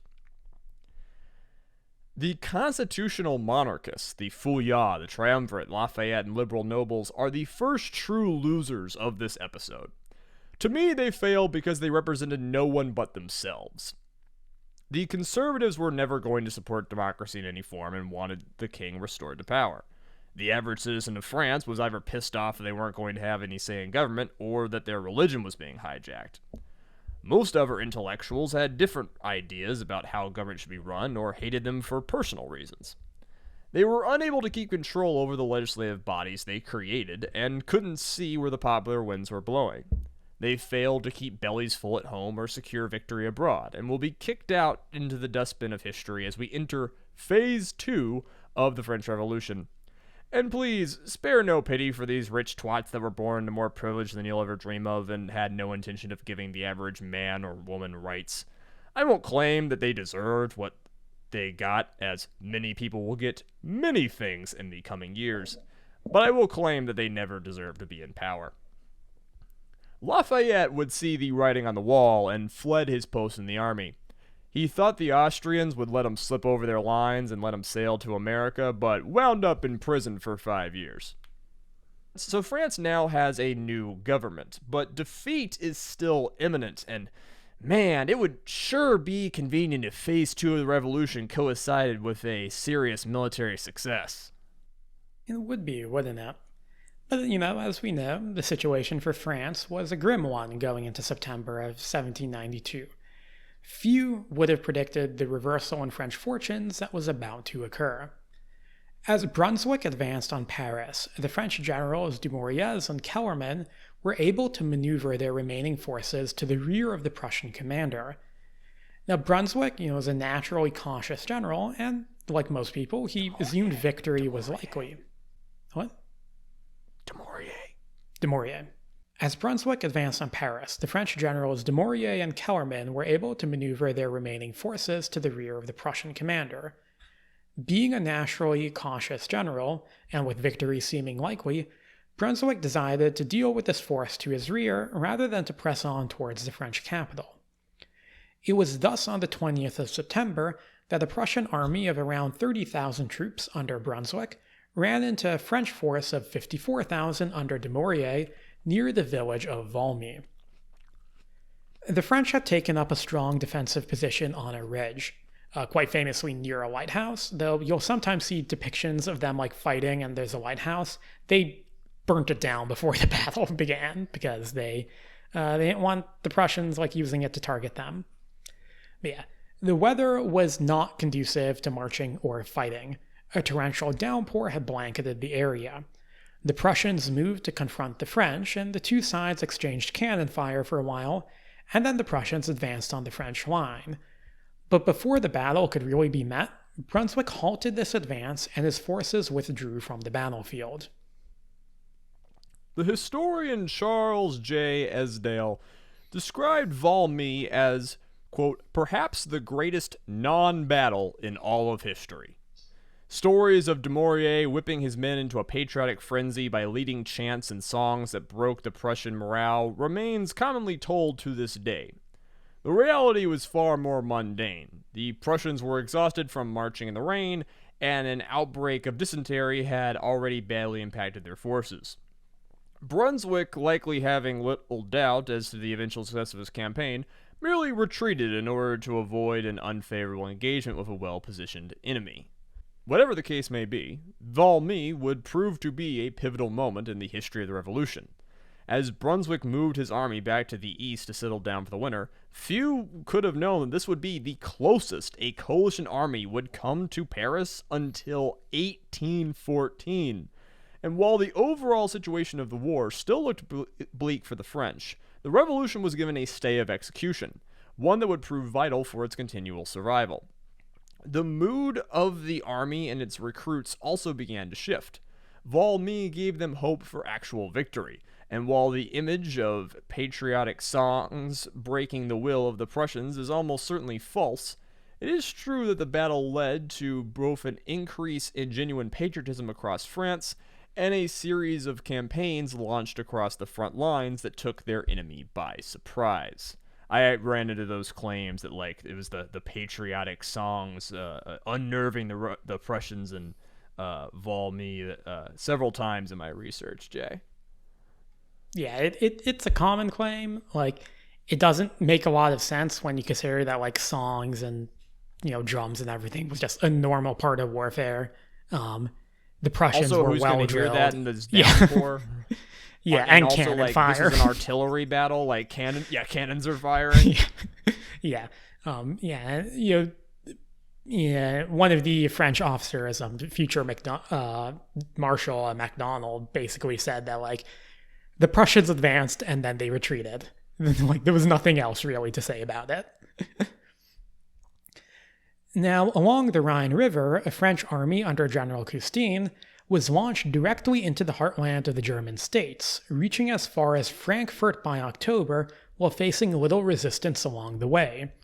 Brunswick was thus forced to abandon the forts of Longwy and Verdun and march back into Germany. Dumouriez, meanwhile, launched another campaign into Belgium in November of that year. At Jemappes, his army of 36,000 men came upon an Austrian army of just 14,000. Despite outnumbering the enemy over 2-1, the Austrians had the better of the initial exchanges of cannon and musket fire. At this point, however, Dumouriez launched his men into a series of charges, which finally caused the Austrians to retreat. In terms of military performance, Jemappes was hardly a great victory. The French had struggled to defeat an army that they vastly outnumbered. Still, a victory is a victory, and Jemappes had a significant impact on the French situation. The outnumbered Austrian forces began to pull back from Belgium, allowing the French to overrun the country and seize Antwerp. For the government back in Paris, it was proof that the fighting spirit of the revolutionary soldiers is what made them superior to the enemy. Tactics and weapons could overcome pretty much anything with élan. Élan is a French term, kind of hard to translate, but it just refers to the fighting spirit. And I mention it because élan will become a major part of French military ideology going to this day. Even guns were of secondary importance. The Minister of War, in fact, ordered 500,000 pikes to be distributed to the French soldiers, arguing that they would be a superior weapon as they would prevent soldiers from being tempted to stop and open fire instead of pressing home their charge. In the south of France, another front had opened, the Italian front. As the Kingdom of Piedmont-Sardinia had supported the Austrian diplomatic efforts to build an alliance against the French responded by invading their country and seizing Nice and Savoy. The result of these various actions is that by the end of 1792, France looked to be in a shockingly strong position. French armies had overrun Belgium and penetrated into Germany and Italy. The attempted invasion of France had been foiled. Yet the aforementioned weakness of the French military, a lack of experience and discipline, remained. Meanwhile, the government grew ever more confident in their own abilities. As one French general, the future Marshal Saint-Cyr, noted, quote, "An irrational pride and self-confidence had taken it in its grip, and it had come to believe that it could topple each and every throne with mere decrees. As for its armies, these were completely ignored, indeed left in a state of utmost nudity, and the precious time afforded by the rigors of the season squandered in horrible discussions that served only to alienate opinion in France and the outside world alike." Back to the home front, we are now in phase 2 of the French Revolution, which will be marked by an even less effective government and a lot more violence. The Jacobins are now in charge, and they're going to run where their predecessors had walked. They declared that a new national convention would be held to write... Okay, Jay, you gotta be the one to do the yays and the boos, okay? Okay? Okay. You see the little parentheses? That's you. Yeah. All right? You got this, buddy. They declared that a new national convention would be held to write a new constitution. One that would be based on universal suffrage! Yay. For men. Boo. God fucking. All right, that's the best we're gonna get. You see what I have to work with, people? Do you see what I have to work with in putting jokes into this podcast? Do you see what yarn I'm trying to spin into gold? They also passed laws allowing anyone to be locked up for, quote, being against the revolution. This censored the conservative press and neutralized their enemies. In that same vein, agents of the new convention would be sent to the war front and provinces of France to make sure that everyone was acting on the best interests of the revolution. Yeah, this is when you'll have the army really being politicized to a very high degree. And really, this is something that we'll see in a lot of kind of revolutionary or maybe think more left-wing armies going forwards, all the way to the commissars in the Soviet Red Army. It's very similar. Yeah, where you have these propaganda officers or political officers going and drumming rhetoric into the minds of their soldiers so that their soldiers know what political cause they're fighting for. Yeah, it's kind of like a self-fulfilling prophecy where you have, we talk all about the indomitable French spirit, and they're saying that's why they're winning, and also they're filling up their men with that propaganda of the indomitable French spirit, and it kind of sort of all percolates. And the reason a lot of officers and generals are going to be aggressive is because their political minders are going to accuse them of cowardice if they're not ordering a charge every Tuesday. Yeah. But the government is taking decisive action to secure their reign, and part of this decisive action was a sharp uptick in political violence. Now, remember, Paris isn't exactly being ruled by laws at the moment in August and September. The capture of the royal family in August had devolved into a fierce shooting battle that then dissolved into a full rout of Louis's guards, many of which were hacked to death by knives and pikes by the mob. Going forward, violence would continue to be normalized. By September, the approaching Allied army was filling the streets of Paris with fear that would be soon turned to rage. The coming September massacres would claim the lives of up to 1,600 people, as the prisons of Paris were emptied to prepare for a coming siege. Basically, the idea is like Paris is going to be attacked any day now, so we can't spend any time looking over the prisons. So nobles, political dissidents, disloyal priests, and unlucky just like common criminals who were just in the cells were swept up into kangaroo courts that were mostly administered by random citizens with full violent zeal. A lot of these did not even involve like guillotines. Like you just be dragged in front of a bunch of people, they say you're guilty, and then they shove you to an alley where you get hacked to death. Eventually, actually, like Robespierre, Danton, and the people in charge of the insurrection commune in Paris would like step into these courts and say, listen, y'all are all completely out of order. We need to systematize this. Bring in the guillotine. Start paying the executioners good wages. And that guillotine was supposed to be a more egalitarian and logical method of execution. Jay, if you'll permit me, I do have a dramatic recreation of how the guillotine came to be used. Sure. Okay, now the guillotine is kind of an example of one of the few cases in history of people listening to workers. The idea is, back in the day, if you were a noble and you got executed, a dude with an axe chopped your head off. That was dignified. You were a common criminal, you got hung with a rope. But now we're in the egalitarian revolutionary France. So they're like, well, everyone needs to be beheaded because everyone needs to have that dignity and be equal. So then, the dude, we're going to call him Jacques, the presumable head of the Parisian Headsmen's Union. He comes to the insurrection commune and he says, hey, listen, boss, let me tell you, I've been a headsman. My daddy was a headsman. My granddaddy was a headsman. We've been doing this for years, and let me tell you, if you want everyone to get executed, that's a lot of work, and I like doing work. I've been working every day of my life, but you got to understand that chopping off heads is not a simple matter, okay?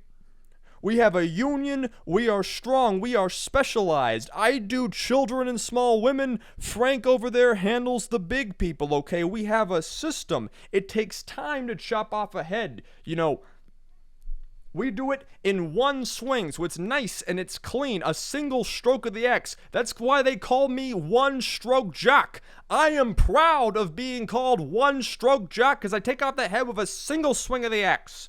All right, no suffering, no pain, just a single swing. But if you want me to do that for every person in France, every common criminal, that's going to be a lot of swinging, and my arms are going to get tired, okay? I'm not going to be able to do it. The quality of my work is going to suffer, and you do not want to see what happens when the quality of my work suffers, all right? You don't want to be up there and have my arm slip and suddenly I've hacked off somebody's hand and they're screaming and they're bleeding and everybody's having a bad time. Nobody wants that.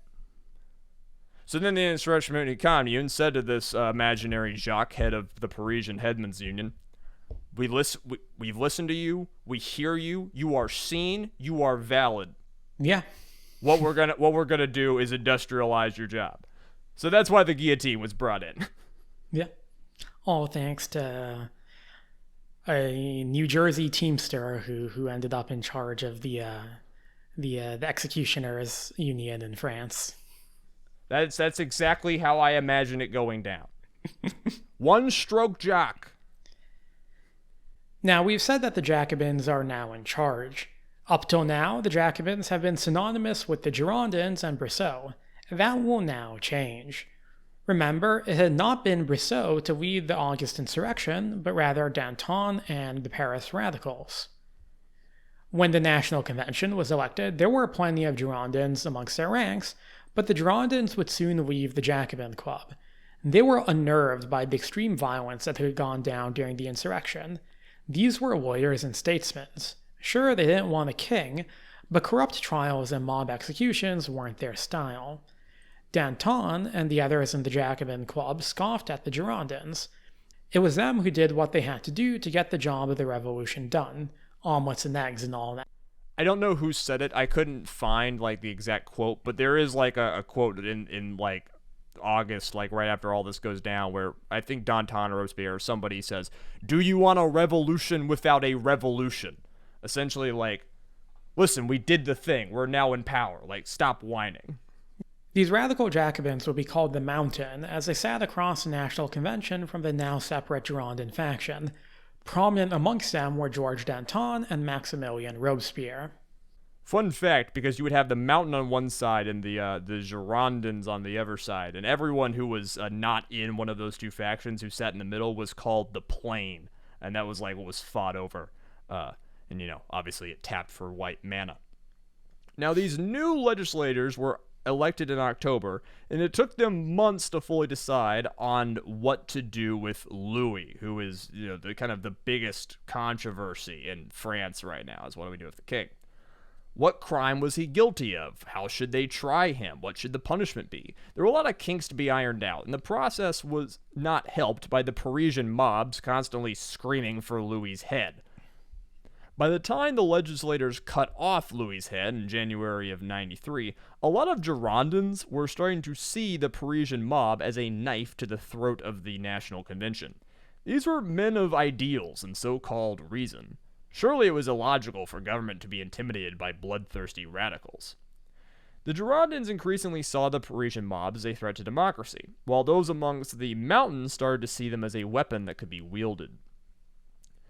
Now, perhaps cooler heads could have prevailed, and the Girondins and Mountain could have settled their differences.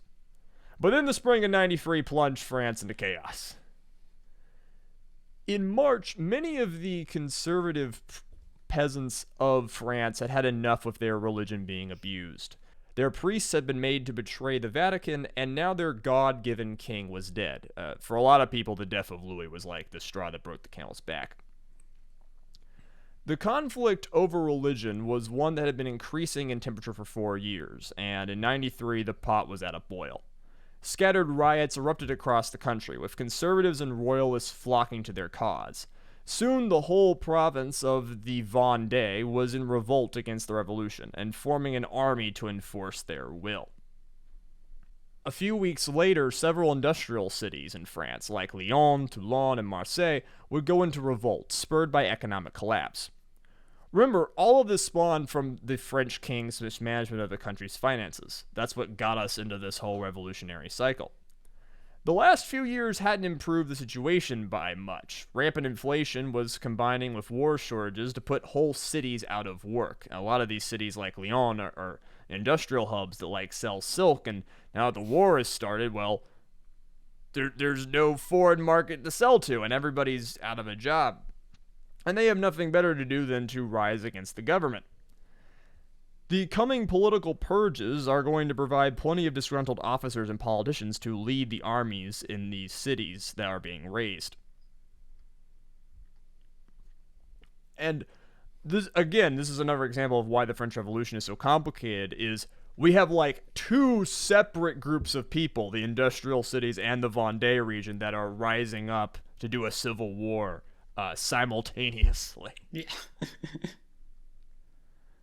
And of course, all of this is going on while France is fighting foreign enemies, right? Yeah. You know, it's a complete crisis. Yeah. And, you know, specifically early, around March of this year, they're mostly getting their asses kicked by the Austrians in Belgium, which we will get to in a little bit later. RIP.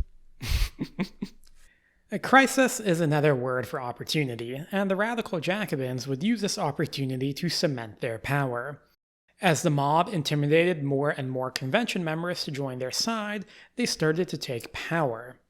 They passed price controls to feed the people of Paris and fully earned their support. The Parisian mob started to see the Girondins as sitting between them and full bellies. The Jacobin newspapers also slandered the Girondins and suggested that they were coordinating with the enemy. In June of 93, the mob arrested the Girondins and the Mountain took control of the National Convention. This allowed them to vote their members into the newly created executive body that would rule France, the now infamous Committee of Public Safety. Within 8 months, the Girondins went from dominating the government to dominating the inside of a prison cell. Most analyses paints the Girondins as moderates who were betrayed by the revolution jumping to the left, and while there is truth to that, the reality is a bit more complicated. The ideals and moderation of the Girondins would have allowed them to thrive in an era of peace and stability. France, at this time, is neither peaceful nor stable, and we'll remind you that's partially because the Girondins howled for war. If you're being sympathetic for these guys, remember that, tens of thousands of soldiers have died by now because of their war. Yeah, which was never going to serve France at all. Yeah. It was total horse shit. Yeah. Ultimately, a government has to secure its rule and provide for its people to remain in power. The Girondins found themselves in a radical time, but refused to take radical action. They had supported the August insurrection, they saw that the game was now one of blood, mobs, and power, and they refused to acknowledge that. Niceties and principles were luxuries that nobody could afford during Phase 2 of the revolution. So if you ever find yourself at a time when the government has been in power for less than a year, has almost no legitimacy, and is ruling a country that's falling apart, I suggest that you side with the guys with the long knives. Yeah, it's very easy to project our modern politics and political system onto these people. But you have to remember, their legislature was not elected and had only been in power for 8 months while they were supposed to be writing a new constitution. These people have no political legitimacy. And the Girondins, to me, were people who were pretending that we were being ruled by laws and whatnot, and we need to have standards of decency. But that had already proved to them to be false. And you say, well, what, they should abandon their ideals and just go with whatever the mob said? To which I respond, yes, if they wanted to survive, they definitely should have done that. As Phase 3 of the revolution began, the radical Jacobins had been playing the game of revolution for 4 years. They had shifted their politics with the changing winds and used the power of the people to tear down their enemies. But with financial collapse within Paris, civil war in the countryside, and foreign armies poised to invade France, the Committee of Public Safety would have to take radical actions to stay in power. These men knew that the time of ideals and politics were past. In June, they wrote a new constitution in 8 days, and then suspended it 19 days later. No more new legislatures and new debates. The government would survive by strength alone. They'll later say that the government will be, quote, revolutionary until the peace, and by revolutionary they mean not democratic. In order to defeat their enemies, the Committee of Public Safety would need an army, and on August 17th, they would order the levée en masse. Now, this kind of gets to the nature of warfare in the era. You see, in places such as Austria and Prussia, the countries fighting France, the lives of most citizens were not really impacted directly by the war. Unless you knew someone in the army, the war was a far-off event that only really impacted you through taxation and higher price of goods. Otherwise, farmers, merchants, craftsmen, etc., were more or less just going about their lives as usual. You were just living as you would always do. Now, the same was true in France during many of her previous wars. The Revolutionary Wars would change this. Levée en masse involved the complete mobilization of all sectors of society for the sake of war. Quoting from the text of the decree, "The young men shall go to battle, the married men shall forge arms and transport provisions, the women shall make tents and clothes, and shall serve in the hospitals, the children shall turn old linen into lint, the old men shall repair to the public places to stimulate the courage of the warriors and preach the unity of the republic and hatred of kings." Fun fact that with all of the unmarried men going to war, marriage rates would skyrocket across France. Yeah, there are stories of 20-year-old guys suspiciously marrying 50-year-old women. Hey man, some people are just into that. Don't judge. Yeah. And that kind of gets to the point where it's levée en masse did not instantly magically make a giant army. And a lot of people did resist it. But it's still very important because if you've studied World War I or World War II, you'll recognize this rhetoric and this, talk of an entire country mobilizing on all levels for war as a part of what we call total war. And that's kind of where this gets started in the to a large degree. Yeah, this is why the French Revolution and like the War of the First Coalition is so cool, because like this is kind of the first modern war. Like it's kind of dumb, but we think about all these wars that happened in the past as wars, but they weren't wars the way we modern people conceptualize wars, as like everyone in the country teaming up to do their part and win the conflict, because our brains are all tuned to like World War II and whatnot, and like, or what's going on in Ukraine right now. The war was like, done by professionals and nobles and, people who are heads of state who are sort of moving around chess pieces on a map. It wasn't something that it involved your average bean farmer in Marseille, but like now it's going to. Yeah. And that's kind of mind-blowing, really. It was kind of weird that like it took them this long to get to there. That like I'm sure it happened in certain places in Europe before, but like it took Europe till 1793 to be like, what if we allowed poor people to fight? That give us that give us a big advantage. That might like do something. Yeah, like a lot of it's like doing stuff like putting women to use and stuff. Like you'll hear stories about this on the smaller scale, like during sieges and stuff. I mean, in our episode about the English Armada, we talked about like like women would be building fortifications in Spanish cities under siege, but it was never like an institutionalized thing like it is now.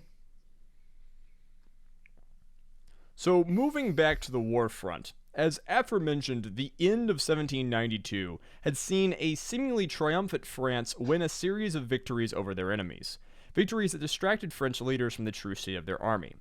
The French army had punched well above their weight in 92, benefiting greatly from the element of surprise. Now, with their surprise gone, France's enemies began to reverse all the gains made by the soldiers of the Revolution. The French army had been bold and brave in the closing months of the previous year, but shortages on supplies and equipment were beginning to take hold. The disruption caused by the revolution to the organization of the French army, in particular the loss of the majority of its officers, left a disorganized, ineffective staff system. Meanwhile, the government in Paris, seemingly unaware of the conditions of the front line, repeatedly ordered offensives even during the winter of 92 and early 93. Quoting from a letter sent by Pierre Rial, a divisional commander of the army of the Meuse, to his superior officer, quote, "My cavalry are not in a fit state to move. To repeat what I have already told you, their harnesses and saddles are in a dreadful condition. The soldiers have no breeches, and I doubt whether the horses are up to taking to the field, on account of having spent the last month out of the snow with their backs covered in ice. The rest of the army sent off to attack Triers barefooted and bare arse alike, and it has come back in the same condition, while I receive nothing from the minister except promises which do nothing to clothe them or put shoes on their feet. To order troops who are all but naked to take the field once again in so rigorous a season would be to run clean counter to humanity and justice alike. Your orders are given with all the weight of the sovereign authority, and my response is that of an obedient soldier, but one cannot engage in operations without any means to do so. Give me those means, and I will be ready for anything. But if you ask the impossible of me, I will simply tell you that undertaking what you want is beyond my power, and consent to seeing myself replaced by someone who you judge to be more capable." And meanwhile, Philippe Giraud, a French soldier stationed in Germany, described his situation in that country. Quote, "Constantly exposed to snow and ice for 5 days, we were left without any food. I had a few assignats, which was, the revolutionary currency, and took the risk of heading off to a village nearby. But the inhabitants had nothing left. Absolutely everything had been pillaged. The only thing available was a few potatoes, and nobody would take my paper." Bouncing off that, we didn't make a bullet point about it, but the assignat, that paper currency that France had been using to fix its financial situation like 4 years ago, that was supposed to be backed by church lands, that is currently like trading in less than 50% face value. Like nobody trusts it. Yeah. one of the many reasons that the country's like having financial collapses and people are having a hard time getting food and whatnot, on top of war, which is, never going to make things any better. Yeah. Discipline remained low and desertion became rife as winter conditions set in. Many French units had adopted the policy of electing their own officers in the spirit of the revolution. These newly elected officers often were unable to then order about their own men, who saw no reason to blindly obey leaders whose authority derived from their own votes. It's kind of funny because you'll see this briefly with the Soviets as well. They'll be like, hey, we'll have elected officers. And then they very quickly stop doing that because it's one of those things which sounds good in theory, but it does not work.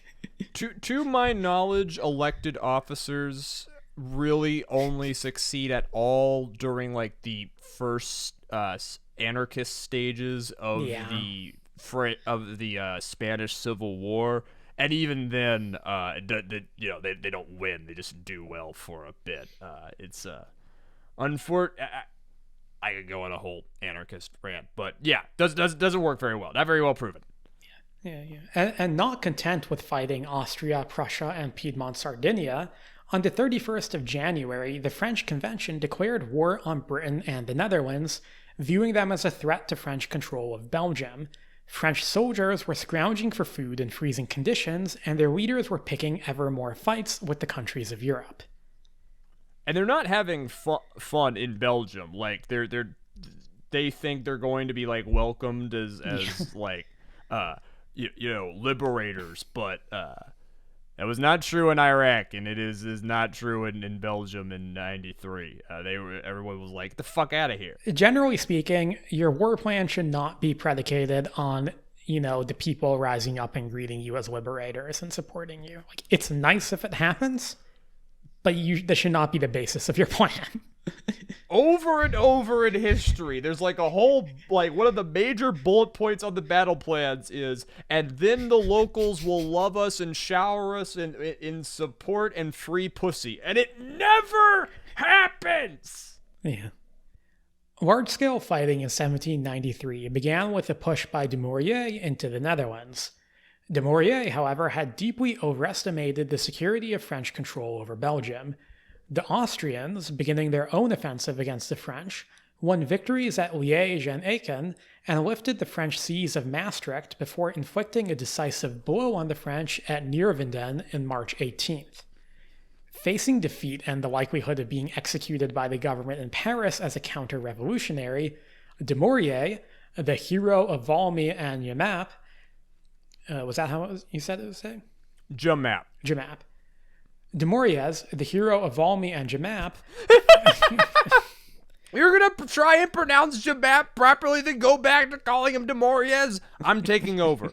Dumouriez, the hero of Valmy and Jemappes, first attempted to plot a coup against the government, and then defected to the Austrians. I believe, actually, a lot of his junior officers were loyal to the revolution and didn't join him, so that's why he had to defect. The French were forced to abandon their gains in the Low Countries, retreating back over the border with Belgium.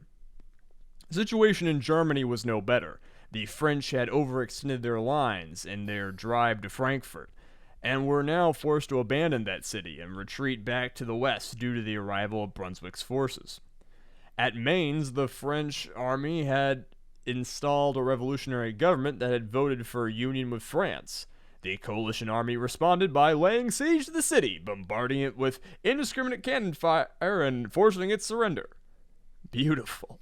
The remaining French forces retreated back over the Rhine. Even against supposedly weak enemies, the French were met with setbacks. In Italy, Piedmontese forces recaptured much of the land that had been lost to the French in the previous year. The Spanish army surged over the Pyrenees and into France, following Spain's declaration of war on the French in February, opening another front for the conflict. Did the Spanish just basically think that the French were weak and were like, let's get in on the gangbang? Pretty much, yeah. So, Spanish invasion, forced out of Belgium, forced back from the Rhine, and then, the wars going on in the industrial cities and the Vendée region. Unfortunately for these rebels, the French Army and National Guard proved far more capable at killing French civilians than they were at killing Austrian soldiers. Lyon was recaptured by October, with severe reprisals melted out by both rebels and civilian population of the city. Don't worry, we'll get more into that later. Across France, suspected counter-revolutionaries, including women and children, were murdered en masse.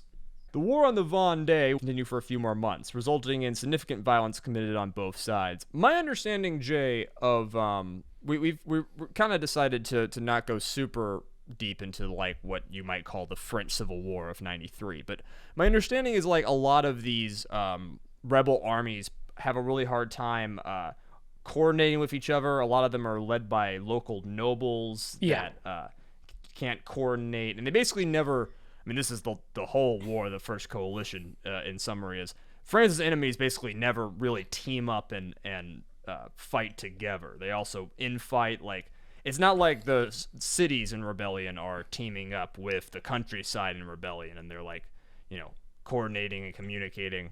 That would be competent, and no one is competent. Yeah, in the Vendée, it's a very disorganized rebellion, and we didn't talk much about the Vendée, but like the Vendée is one of the poorest regions of France. It is very conservative. This is the countryside, like very rural, and like those kinds of people like aren't naturally gonna, sit down and be like, yes, let's ally with the industrial workers of Lyon and Marseille or whatever, like. Or be like immediately super great soldiers that are well armed or well drilled. Yeah, exactly. Now, as we described, Lyon was recaptured and a lot of violence, meted out on the people. But the people of Toulon would escape the immediate fate of Lyon by giving themselves up to British occupation. The Royal Navy gladly occupied the city, whose port was an important base for the French Navy in the Mediterranean. British forces were soon joined by soldiers sent from Spain, Naples, and Sardinia. This meant that without firing a single shot, the coalition had now neutralized a portion of the French Navy and captured a large French city. As one would expect, the French government immediately ordered for an army to lay siege to Toulon and drive out the invaders. Now, as Toulon was one of the most fortified cities in France, a direct assault was impossible. The French situation was made more dire by the weakness of their artillery. You kind of need cannons to do a siege in the 18th century. Their army near Toulon had very few of those cannons and very few crews trained in using them. Don Martin, the artillery commander, had been wounded in battle and thus was unable to command these meager forces. It was at this fateful moment that a deputy of the National Convention from Corsica put forth a young Corsican artillery officer named Napoleon Bonaparte, who happened to be passing near Toulon, as Don Martin's replacement. Upon arriving at the siege, this random Corsican dude immediately set upon improving the condition of the French artillery. He requisitioned guns, powder, and sandbags from nearby units, and trained regular infantry soldiers in the use of cannonry. Napoleon focused his efforts not only in the city of Toulon, but on a British-held fortress overlooking the harbor. When soldiers refused to man a battery that he constructed near the fort, Napoleon renamed it, quote, the Battery for Men Without Fear, and soon it was overloaded with volunteers. Finally, on the 18th of December, the French were ready to launch their attack. Napoleon had convinced the French general in charge of the siege, I'm not even going to try that name, of his plan. During a fierce rainstorm, the French opened fire with their artillery before launching an infantry charge at the fort. The combined combat was fierce, with bayonets being the primary weapon. Napoleon himself was almost killed by a British soldier, but by the end of the battle, the fort had been seized. Napoleon was then able to bring his cannons up to the heights overlooking the harbor, where they could fire upon British ships stationed there. Not wanting to risk their fleet, the Royal Navy and their allies evacuated Toulon, leaving it at the mercy of the French. Napoleon himself was not involved in the eventual capture of the city, which saw more bloodshed as French troops fired en masse into desperately fleeing civilians. Not only had the war at home been turned around by the end of 1793, But the French also began to stabilize the situation on their various front lines. In the north, a series of small victories over the Austrians and British prevented the coalition army from invading France through Belgium, while in the south, the Spanish invasion was halted. France, at the end of 1793, was in a far weaker position on paper than she had been the previous year. But in reality, one can argue that her situation had become a bit more tenable. Rather than having an overstretched, hungry army, the French had retreated but managed to prevent the collapse along their borders.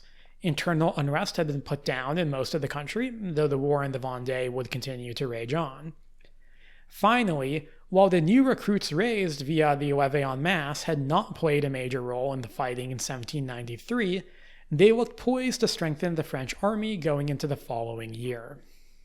And that is going to be the end of most of the fighting we're going to be talking about in this episode. And I'm sure all of the Napoleon nerds in our audience are going to be cursing their blue balls and having to put away their dicks. Don't worry, he will be heavily featured in our next episode. We knew we had to, get things out of the way to make certain stuff like tenable in length. So far, we've talked about the incompetence of a lot of the French military. We've talked about the incompetence of the European powers in trying to coordinate and deal with France. We've talked about the incompetencies of the Feuillant, the liberal nobles who fell in Phase 1. We've talked about the incompetence of the Girondins that fell in Phase 2. We talked about the incompetence of Louis in our previous episode. And now, in Phase 3 of the French Revolution, we are going to see the downfall of the Committee of Public Safety. We're back in the summer of 93, and at this point, the radical Jacobins have used the Parisian mob to gain control of the Committee of Public Safety, and they have chosen to solidify their reign through force. This is the most famous phase of the revolution, and it's generally characterized as what happens when government shifts too quickly to the left.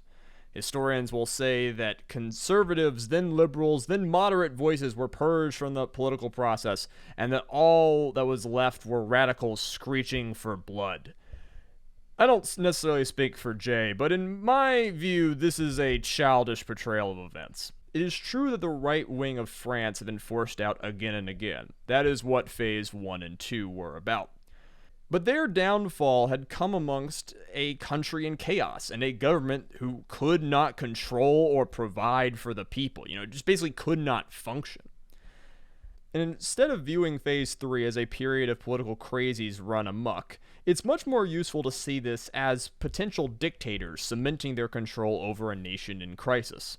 Robespierre and company wanted to rule, and they were willing to cut off the heads of anyone who threatened that rule. So they did. So let's paint a picture as to how they got the nation under control. They suspended elections to retain political power and flooded the loyal parts of the country with propaganda to build support.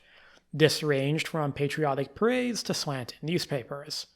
The general mobilization instituted by levée en masse also got everyone feeling like they were working towards a common cause. They secured their control over the military by dispatching what we now call political officers to the front lines. These guys who we mentioned, they're called representatives on mission, and they officially outranked the generals and could overrule them at will. They urged aggression in the field and could rule failure in battle as treason. The angry poor of Paris were appeased by implementing sweeping price controls on everything from bread to soap to leather. And then, of course, there was the terror. The Reign of Terror. I know y'all been waiting for the Reign of Terror. Definitely some of the best branding in pop history. You just gotta love that name. It was first used after the fall of the Committee of Public Safety to discredit their rule. And political violence would continue after that. A lot of it would happen in Stage 4. It would also extend far outside Paris.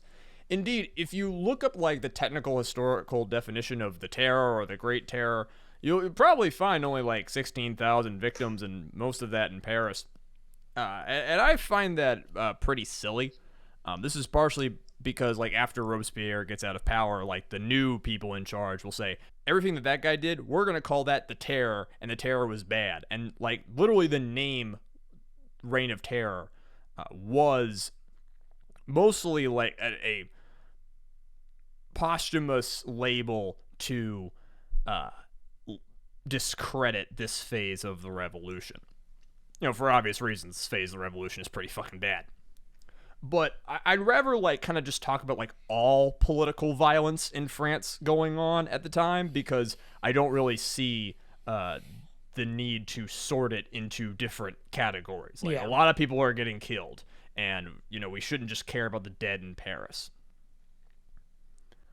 Things get kicked off proper by the law of suspects. This gets passed basically as soon as the radical Jacobins are in power, and it's the law the committee is going to use to arrest political agitators, both on their left and their right, okay? Anyone who's not on their side is going to be declared as against the revolution. The law of suspects also allowed just regular citizens to denounce each other as being against the revolution, and anyone denounced would be hauled in front of a judge. This is what I mean when I say that Phase 3 is more about power than politics. No matter your politics, if you now criticize the regime, you could end up facing the guillotine. And this is terrifying in prospect. But in the first few months, in the fall of 93, there was actually a degree of legal process involved. Trials took time. You could hear your charges, present evidence, argue your case, and most people actually got off. This meant that when it was time for all those Girondins who had been pushed out of power in the summer to be hauled in front of the court, they were able to plead their case. These Girondins are all clever lawyers and politicians, and they're really good at noting that most of the evidence that's being brought against them is pretty easily bullshit. Robespierre and co. have to claim that these guys are traitors to the nation in order to get them executed, and that's just obviously not true. So, well, we gotta throw out the niceties. By October, the committee decided that no one was getting anything but a show trial. Brissot and the rest of the Girondins were dead a few days later. Marie Antoinette actually bid it a few weeks before this, and I don't know. I have a lot of pity for Marie Antoinette. It's very true that she was counter-revolutionary, but and this is coming from a guy who's far from a defender of monarchy. The way I see it, everything Marie Antoinette did was to preserve her own life and the lives of her children, and it was and all of her actions were perfectly logical. She was basically born into a very comfortable slavery and was used as a political pawn her entire life. Never had any autonomy over her actions, and did her best to keep her head, and failed. I don't really think it's that much more complicated than that. I would agree. I think it's a bit of a minor tangent, but Marie, we can criticize some of her decisions in hindsight, but most of her decisions make sense based on what you just said, and I think she's a far more sympathetic figure than Louis. This was all justified as the revolution executing its enemies. Anyone who the central government wanted to kill was either linked to foreign enemies or the rebelling regions. Whether or not the conspiracies were true was of little importance. The terror allowed the regime to kill its enemies while intimidating critics and feeding the people blood.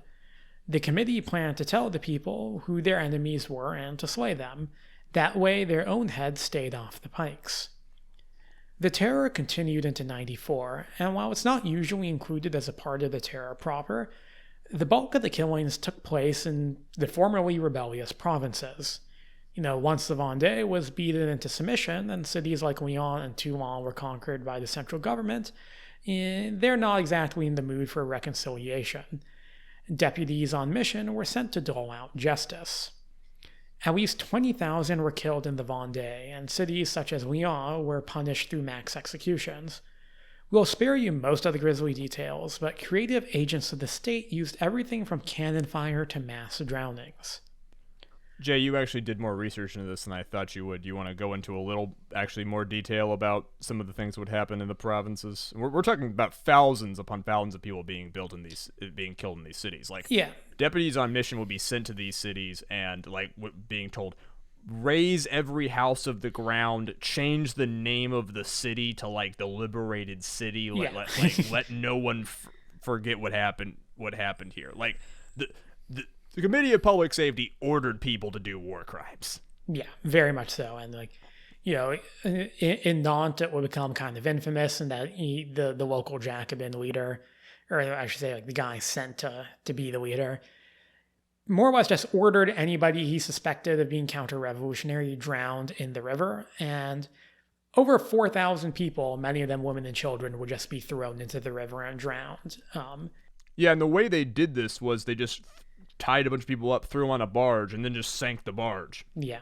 And they raised it, cleaned out the corpses, and got more.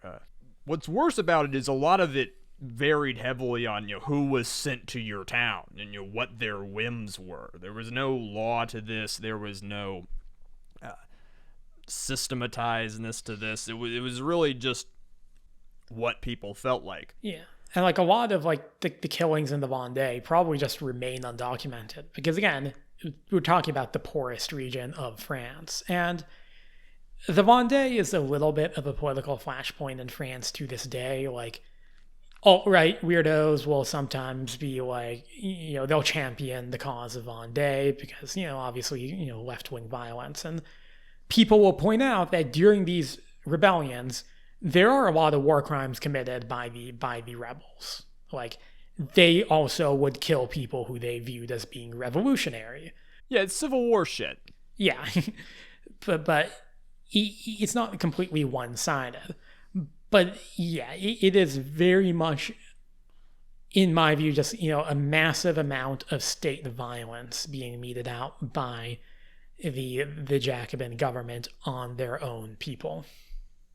And I think this is important to note.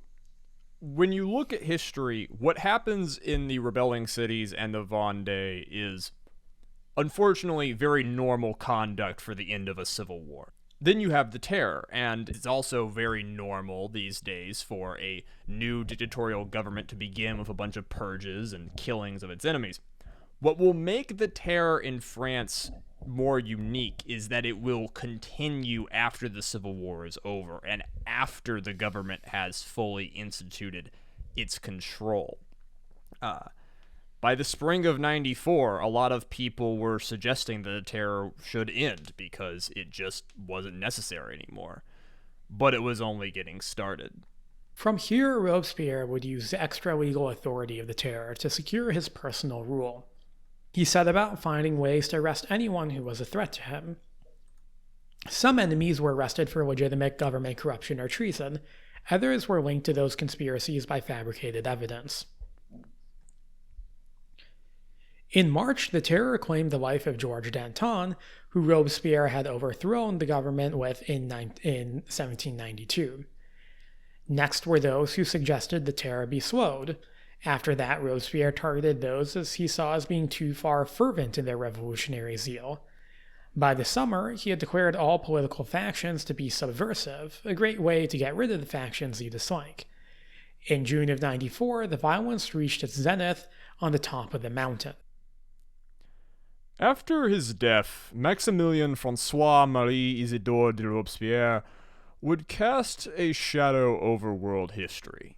He would be the name most associated with the French Revolution and its most despicable vices.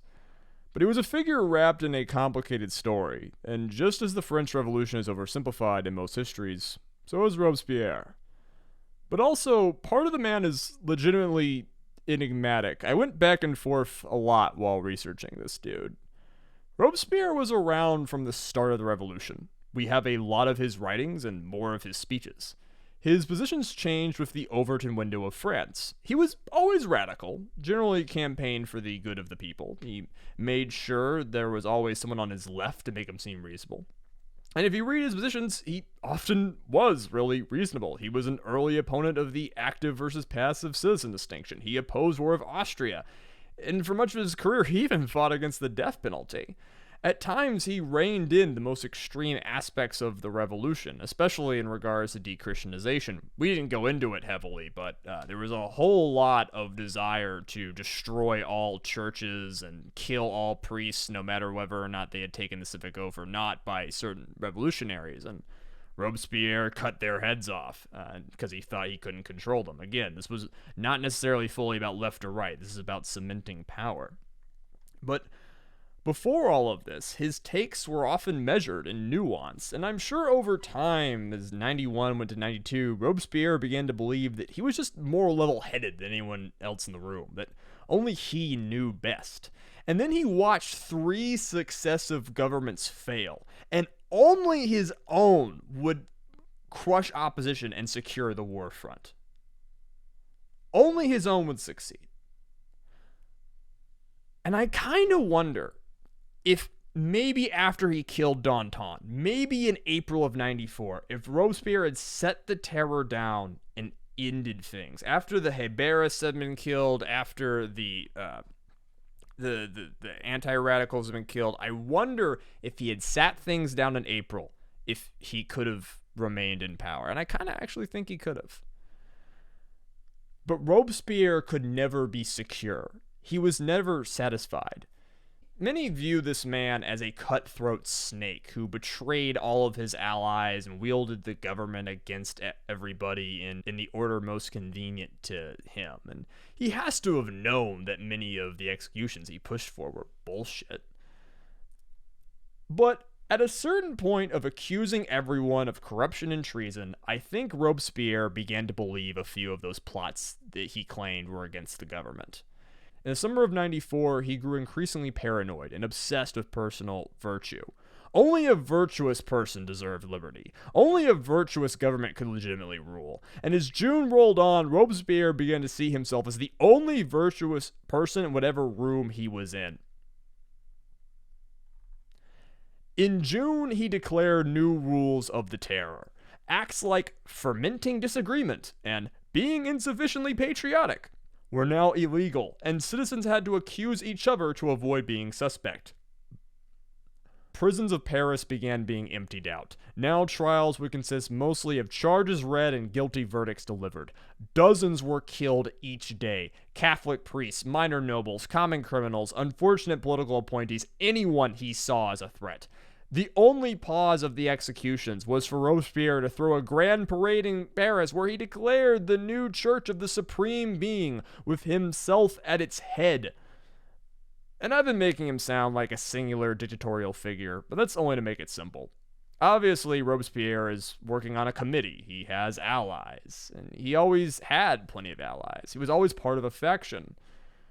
No one was better at defeating opposing factions than him. No one was better at knowing where the wind was blowing.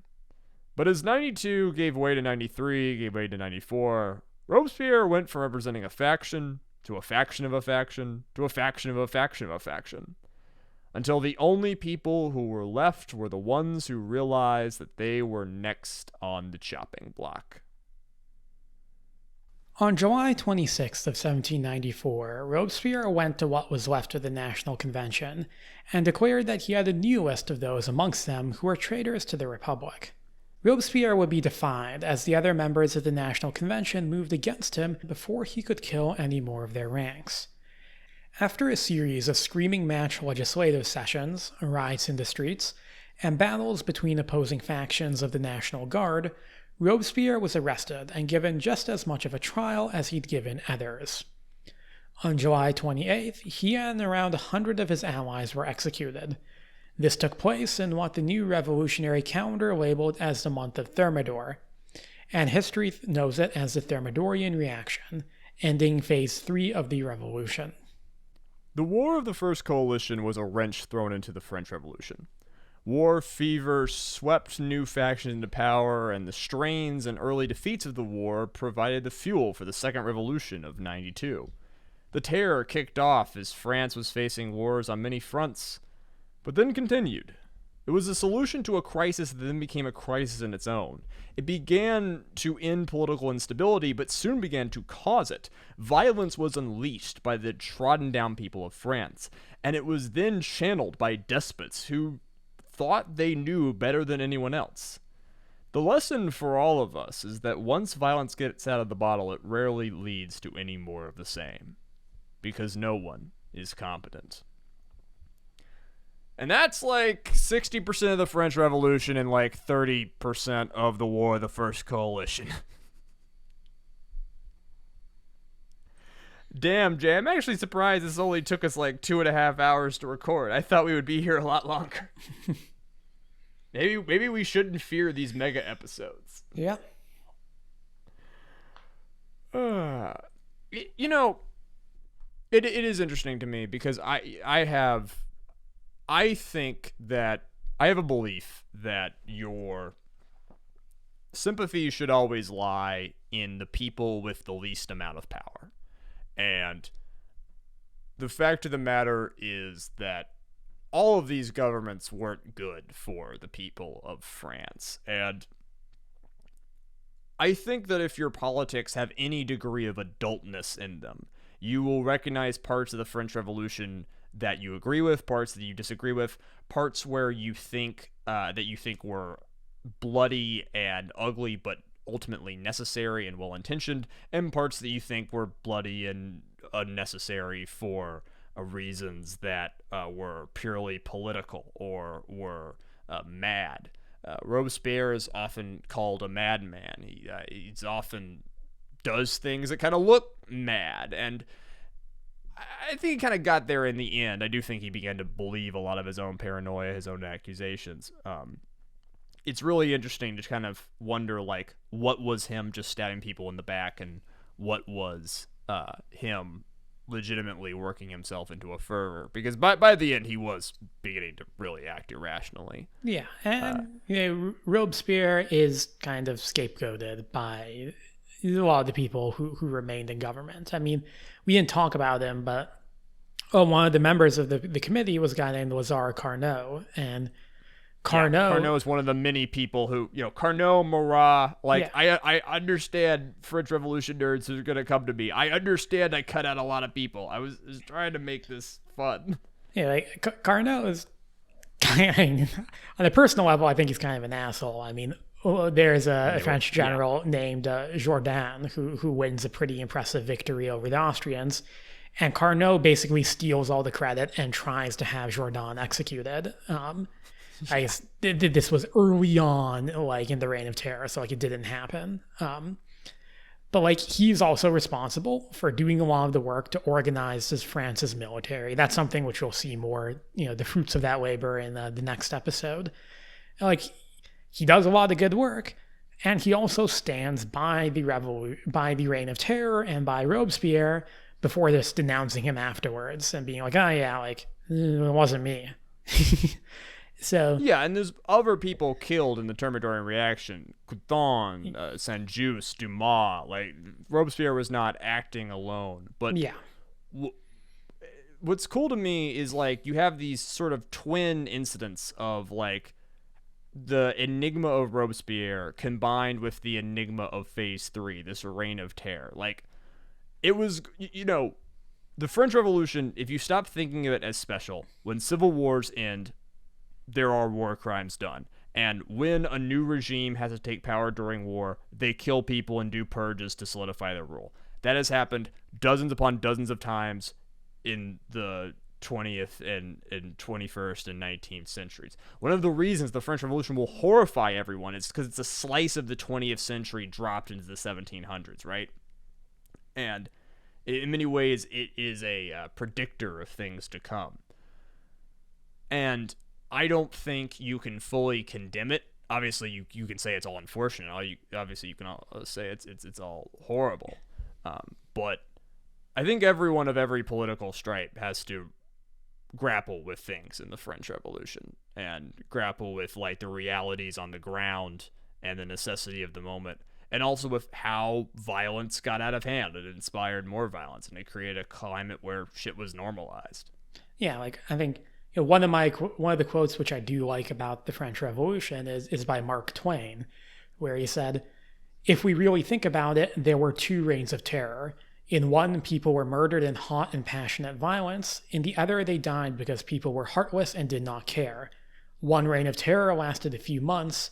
The other had lasted for 1,000 years." And like he's basically pointing out that like as bad as the reign of terror is, like this, these emotions result because of hundreds of years of oppressive governance. And like, Yes. and like even something like we can say like, oh, well, how were people like okay with just like going to the public forum and seeing a guy being guillotined? Like that seems crazy to us.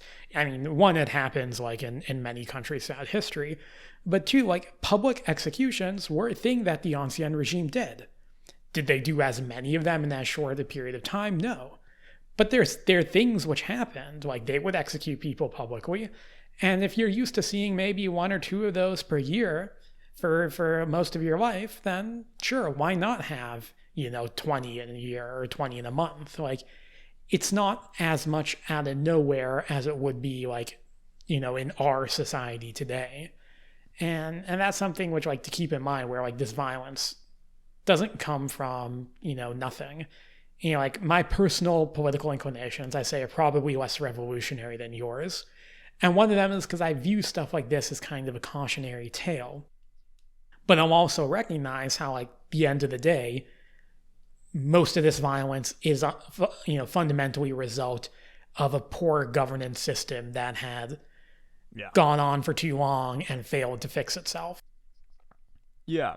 I mean, I'm not necessarily going to say that this is like an outcoming of reconciling the obscene amounts of depraved class difference and wealth gap and violence and slavery of the Ancien regime.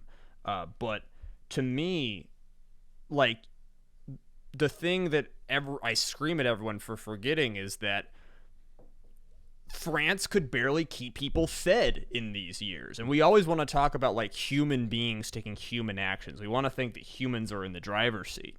And we look at the politics of these people, and we look at what they said, and we look at how they schemed against one another. And I really think that throughout all of this, the most important factor has been that the Earth was going through mild climate change at the time. The winters were getting cold, the rainy seasons were bad, lots of crops got destroyed, and people couldn't eat in the late 1700s.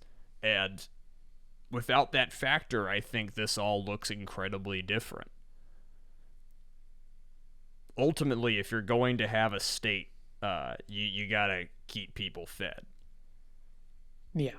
Other than that, that is the premise on which all of our democracy and humanity is predicated. So next time we are going to end the War of the First Coalition and also go a little bit past that to see how the French Revolution wraps up or doesn't wrap up, depending on how you see things and where you cut the Napoleonic period.